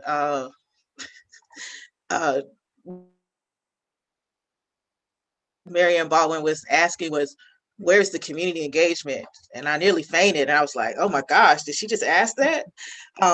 So she was asking city staff on the next meeting that they talk about the TIG policy and go over some more information, that they bring forth a plan for community engagement. I was just taken away, but they are discussing how to develop a TIG policy right now. Okay, well, I heard that, and I've heard Marianne on this subject, the mayor, I'm sorry, Marianne Baldwin, on this subject before, and I think that what she has in mind is not what we would have in mind as community engagement, not actually going out to the community. She has in mind that council will name a group of self-selected, of appointed people to represent the community, and she will choose them. So that's not my idea of legitimate community engagement. But then I'm a critic of Marianne Baldwin, so let's put those cards on the table. I just wanted to mention that in the chat, folks are sharing what the draft policy so far is. And it is worth taking a look, although I would say that it falls far short of being a policy that we can fully analyze or use to sort of understand what the impact would be. So one of the things that I've gotten a couple private direct messages, and folks are saying, so should we just make sure we get the best TIG we can get? Is it a done deal? I would like to say personally that I don't think it's a done deal. I think that we're trying very hard, and I appreciate the Budget and Tax Center's leadership on this, to say that we really think this is not a policy that the county or the city should engage in. And certainly, we would want it to, if it is put in place, to be very rigorous and have extreme detail and transparency and input from the real community. However, we're still advocating that this is a policy that isn't really needed. Bob, how about if we take a shot at, we've got a little bit of time left. We want to open it up, and if you want to raise your hand or unmute yourself and ask a question directly to one of our panelists, we want to give you a shot at doing that in case we've missed something. But try to keep your question brief. And David Bland. Quick comment. Why wouldn't we want Alexandria to work with you all to have that Kane meeting? She would be at least a neutral force as opposed to our group. Alexandra, would you do that? You're muted. I'm happy to do that. I will say, as I mentioned earlier, that the North Carolina Justice Center did deliver a letter to county commissioners and city council stating our opposition to this proposal. So I'm not sure that we would be seen as a neutral voice. I think we can bring analytics and sound evidence, but I, again, fully believe that we would not want to do that without the voices of residents with us in that meeting. Anyone else? Raise your hand and we'll try to call on you. See, Josh Bradley has his hand up. Hey, Buff, and everybody. Thank you for this. This is really great. I've got a question that's only somewhat related to this, in that they're talking about pushing back the elections due to the census snafu from the Trump administration. Is there any movement to push city council into not making any decisions while after their term expends, except for emergencies, until an election can be held? Can they use that unelected several months to pass all this gentrification without actually being, in fact, still technically representing the people due to the expiration of their terms? So perhaps something like from October till the election, hold neutral on decisions, since, I mean, anyone can propose that. Okay. Anyone else?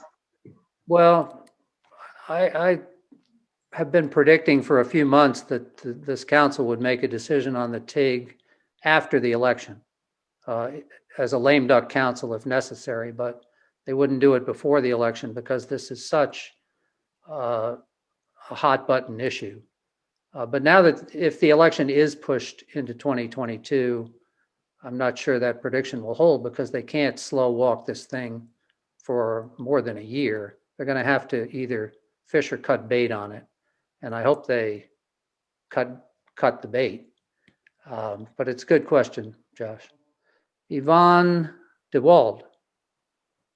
Yes, I've been listening to this and I've gained a great deal of information.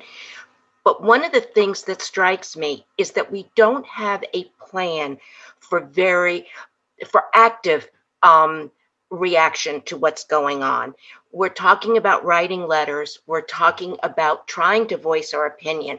But we know the city council doesn't want to hear us, or they wouldn't have stopped CACs. The developer sure doesn't want to hear us, or they would have had mechanisms for community input. So the only way I see that we can work is outside of the normal channels in a very rational, logical way, so that we don't sound like we're crazy idiots, but we sound like we have really thought this through, and it is not good for us. So that's where my question comes in as to, can we get input from our speakers and from Livable Raleigh as to what areas are open? How do we get our voices out there in person? Who do we talk to? Not the city council, not the builder, because they're not going to do a darn thing. We know that. Do I sound passionate? I'm sorry. You do. That's I hate seeing what's happening to Raleigh, because I saw it when I lived in Maryland, and I saw neighborhoods being destroyed, and I saw communities being uprooted and destroyed as a community, where just because they're low income, where we should have been giving help to keep that community intact. I am passionate. Well, I see one elected official on my screen, and that's Vicki Adamson. So Vicki, how can we influence the outcome of this issue? We are, I think we're very accessible at the commission. We still, unfortunately, are doing virtual meetings. And I don't know when that'll stop, but for each of our meetings, we do take online public comment. So each meeting you can do, I think we limit it to 500 words in the text, and those comments are read publicly and put in the minutes. So please, every time we have a meeting, use the public comment. We obviously do emails. And if you call my county number, and leave a voicemail. We have phone numbers. I try to call you back in 24 hours, unless you're threatening me. And then I typically don't call back anybody who wants to see me deceased. But I did, Bob, I did get 2 questions in the chat that were directed at me. And one of them is, when did I see us moving forward? We will at some point be looking at this. The county does have a TIF policy that was written in 2007. TIF, but not TIF. TIG. Not a TIG, but a TIF policy. And my understanding from the history of that is it was written in response to the parking deck at North Hills, that policy was created, but it has not been used since it was created. We have not issued any TIFs, which is basically bonds for private development that we pay for with the property taxes. We've never used it, but we do have that policy, and it's very outdated at this point because of the snafu in Roanoke Rapids. The TIF has to go through the local government commission because it's issuance of debt. And because the state had to come in and bail out Roanoke Rapids, it doesn't just have to go through the local government commission any longer. It actually has to go through the state treasurer. So that's quite a process to get that approved. And whereas a TIG, the local government authority can approve that on their own. But we will, where we're at is we have had officially had the presentation from Barnard Gaylord, and we asked staff for a lot of data to come back that I specifically asked for, that I'd like to see. And we asked him to come back with more like a cafeteria plan. Exactly what do you want? What's it going to cost? And I have shared with staff and my colleagues that if there's something we want to put in there that's a true community benefit, that I personally want to see a cost analysis to see if that's the cheapest way to deliver it, or to deliver it through systems that we already have in place. with partners that have proven track records. So that's kind of where we're at. And I don't know when it'll come back because, like I said, getting shots in arms is our all hands on deck #1 priority. And we do have our budget coming up. And, and that also takes a lot of bandwidth. At some point, it will come back to us. I just don't have a time frame. And jump back let's Sure. jump back to Barbara really fast. I think, Barbara, you're ready now. Yeah, quick question about community engagement. I just think that's so important. And what both Wanda Hunter and Gilbert Coker highlight, and I do too, and everyone on this call does, I think, is the importance of input from the impacted community. And I'm wondering about a recommendation for a survey, door-to-door survey, even during a pandemic. Some of us with grassroots organizations, I think, would be willing to sign up to do that. I would, because this is important. This is about displacing people from their homes. And I can't tell you how upset I am at that idea. And I know others on this call are too. So I really am wondering about demanding, especially with the delay in elections, which gives this current city council and mayor way too much time to do damage, that we demand a door-to-door survey. They can help create it, and we can help implement it so that the impacted communities' voices get heard. They are not on Zoom calls. Wanda lifted up, and that's true. This method appeals to the white race. and it's more broadly participated in by people with wealth and power. It's upsetting to me. We have to go grassroots. That's my thought. That's my question. I think it's Okay, I'm sorry. Go ahead, great Bob. question. It's actually a great idea. I didn't hear a question in there. We should try to get that done. Let's see if we can get city council to be part of that.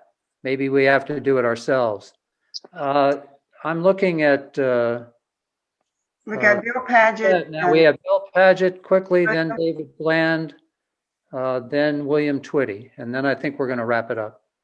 Okay, thanks. Thanks for y'all doing this. Let me just say the Planning Commission did deny this unanimously. And someone asked a question about what was the value of the rezoning. I've done some work on that. It's not necessarily a simple answer, but downtown Raleigh, the land is zoned DX 40. That means they can go up 40 stories. A lot of conditions, a lot of things there. And the average value of an acre of land downtown is a little over $11 million per acre, 11.2 plus million per acre. When I look out at South Saunders Street at the land out there that's zone commercial, which is in this case IX3, that land out there, for instance, like the Harley establishment, is valued at about $120,000 per acre.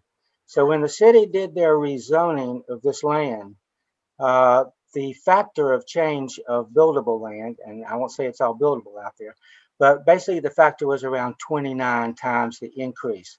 Now we do look at tax land. It's not what's on it, not how expensive the buildings are, but potentially what is the value of that land. And you can, of course, depending on how you zone it, depends on how valuable you can make it. This land also sits out there at I-40 intersection, which is a whole lot different. It's much more difficult to get to downtown Raleigh and find parking than it might be out at a complex like this. And even if you take the land, let's just say that it's, let's just say it's 70% developable because you got some wetlands in there, you'd be looking at numbers still close to $1 billion change in value of the land based upon increase. And it's not just what John King can do, it's anybody he sells that land to has that potential also.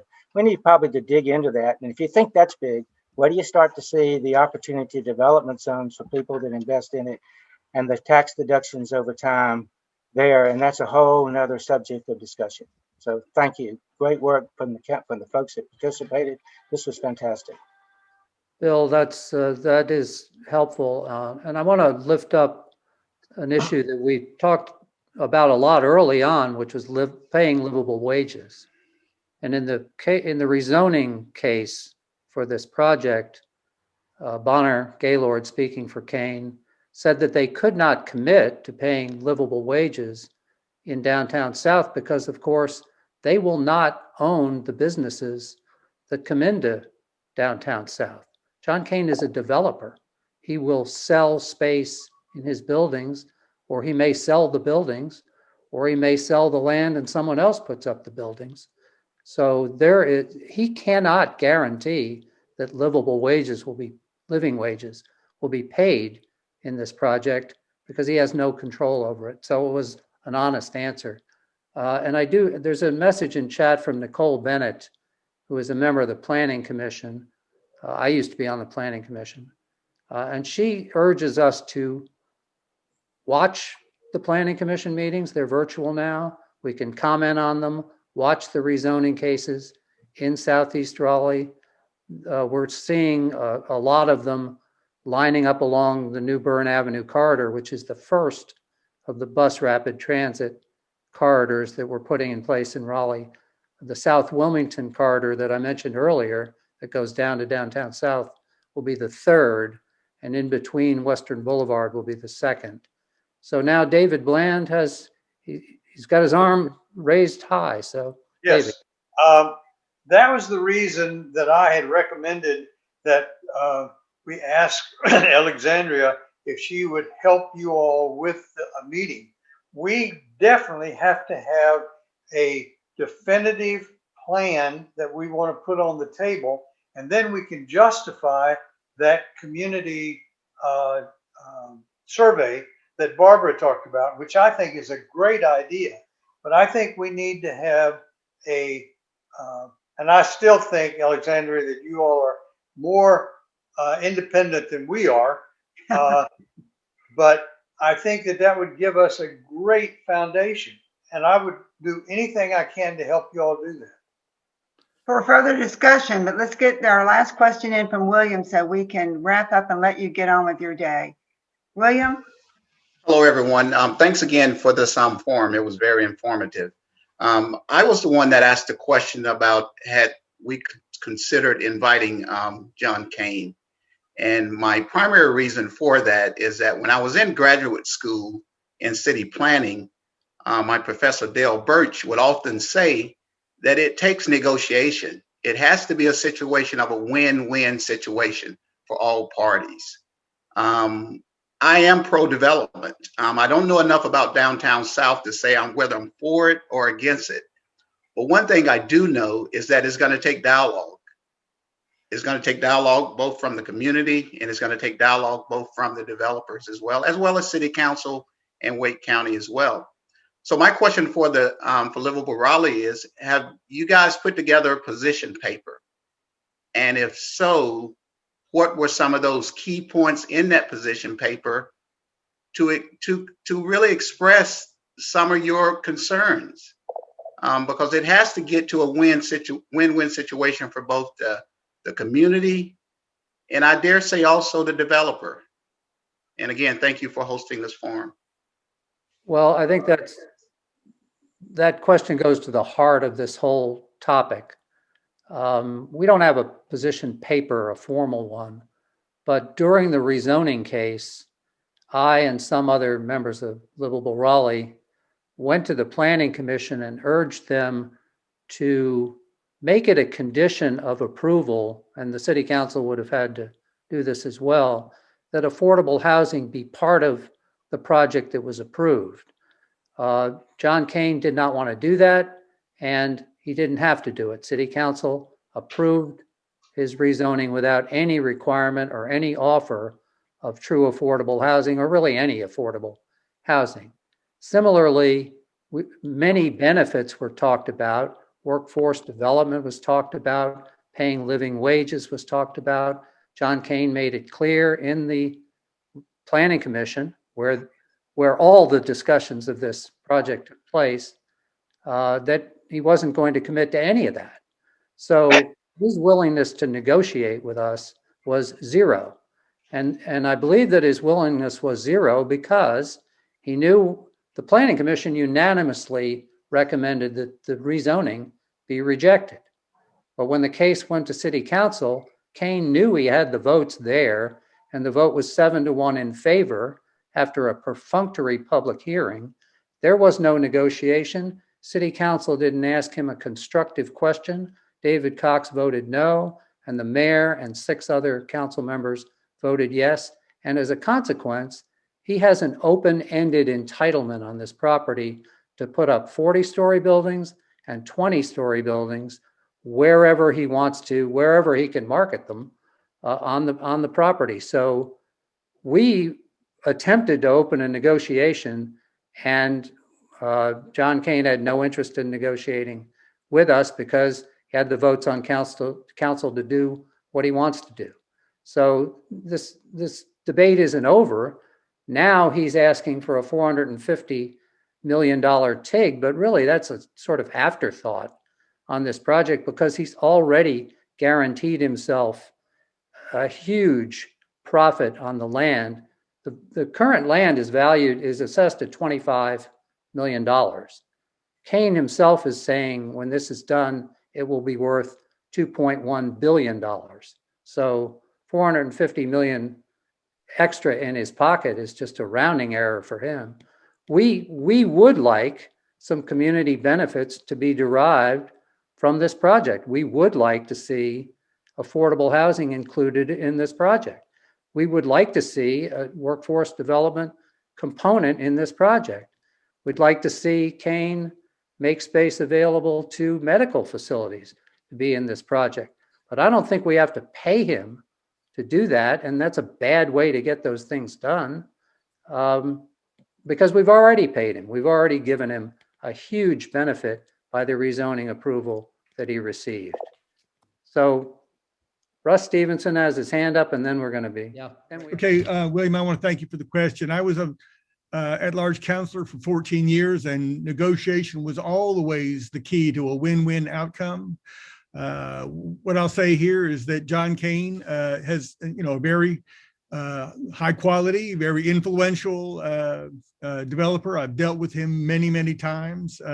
In this case, he's lined up his votes on council. And so when the Planning Commission said, you really shouldn't approve this before there is that negotiation with the community around a community benefits agreement, 8-0, they said that.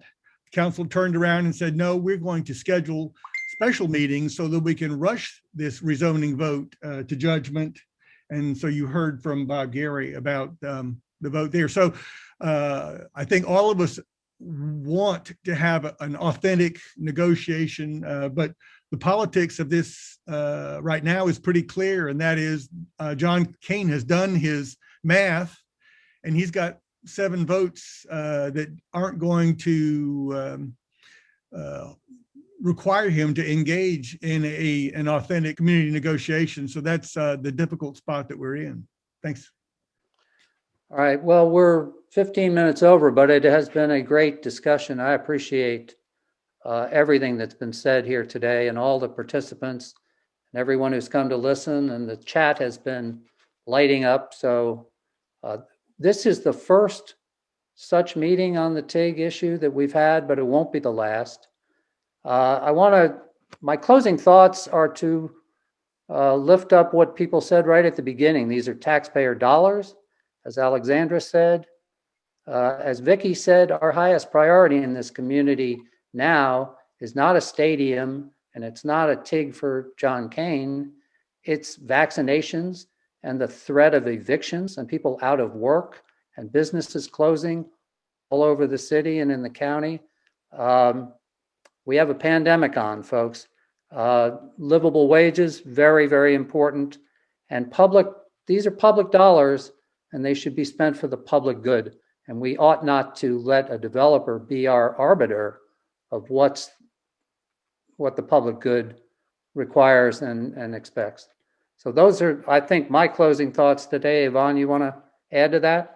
I would just say a few quick words, Bob, as we're wrapping up. And that is, I sat for 4 years as a county commissioner, and I know how difficult it is to set a budget.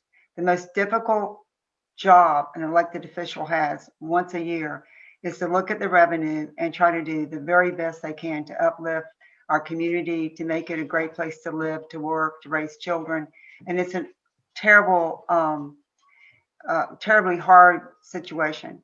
So, looking at the opportunity to tie up our tax base, our tax revenue for 20, 25, 30 years, and tie the hands of your elected officials to do what is best for your community, to make sure your schools work, that you have affordable housing, that you are feeding and clothing and housing the most vulnerable among your community, to protect your senior citizens, and to make sure that your children have good health care. These things are critical to our community. And while we are blessed with the growth, it has brought its own demands and needs for our communities. So it is, to me, a terrible precedent. 20 years ago, we were asked to do this very same thing, and the Wake County Commissioners turned it down. And it keeps raising its head and coming back. But we have Vicki has shown you, we have a great community that is growing. We have lots of probably too many tax incentives right now for development in Wake County, in my view. So we're doing okay, and we need more community benefits. So let's get that growth revenue and put it to the best benefit of our community. And let's not use Southeast Raleigh as an excuse of trying to call it a blighted area and use it as an excuse to do development without any bumper guards on. So we thank you so much. We have had what wonderful speakers. Again, I applaud the passion and the knowledge and the depth of commitment from Wanda and Kristen and Alexandra and Vicki. So we thank you so much and really appreciate it. But look, we want you to stay connected with us. We're just starting this conversation. We're going to have to come back many, many times to make sure that that we get what we need in this community. So connect with us, join us, sign up for our newsletter, follow us on Twitter and Facebook. All this stuff. All of this will be posted on YouTube at some point.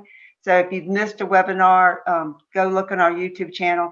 And look, we've just become a 501(c) because we're serious about this business of advocating in the community. We're not playing around. But we're going to need your help. We're all volunteers who have other things to do. So we want you to donate to us. Go to our website or mail it into our P.O. box. Small contribution for everybody will help with our basic operating expenses like having Zoom and having a mailbox and having a website. So help us. And we would like to follow up on a lot of the great suggestions today. They're not going to go away.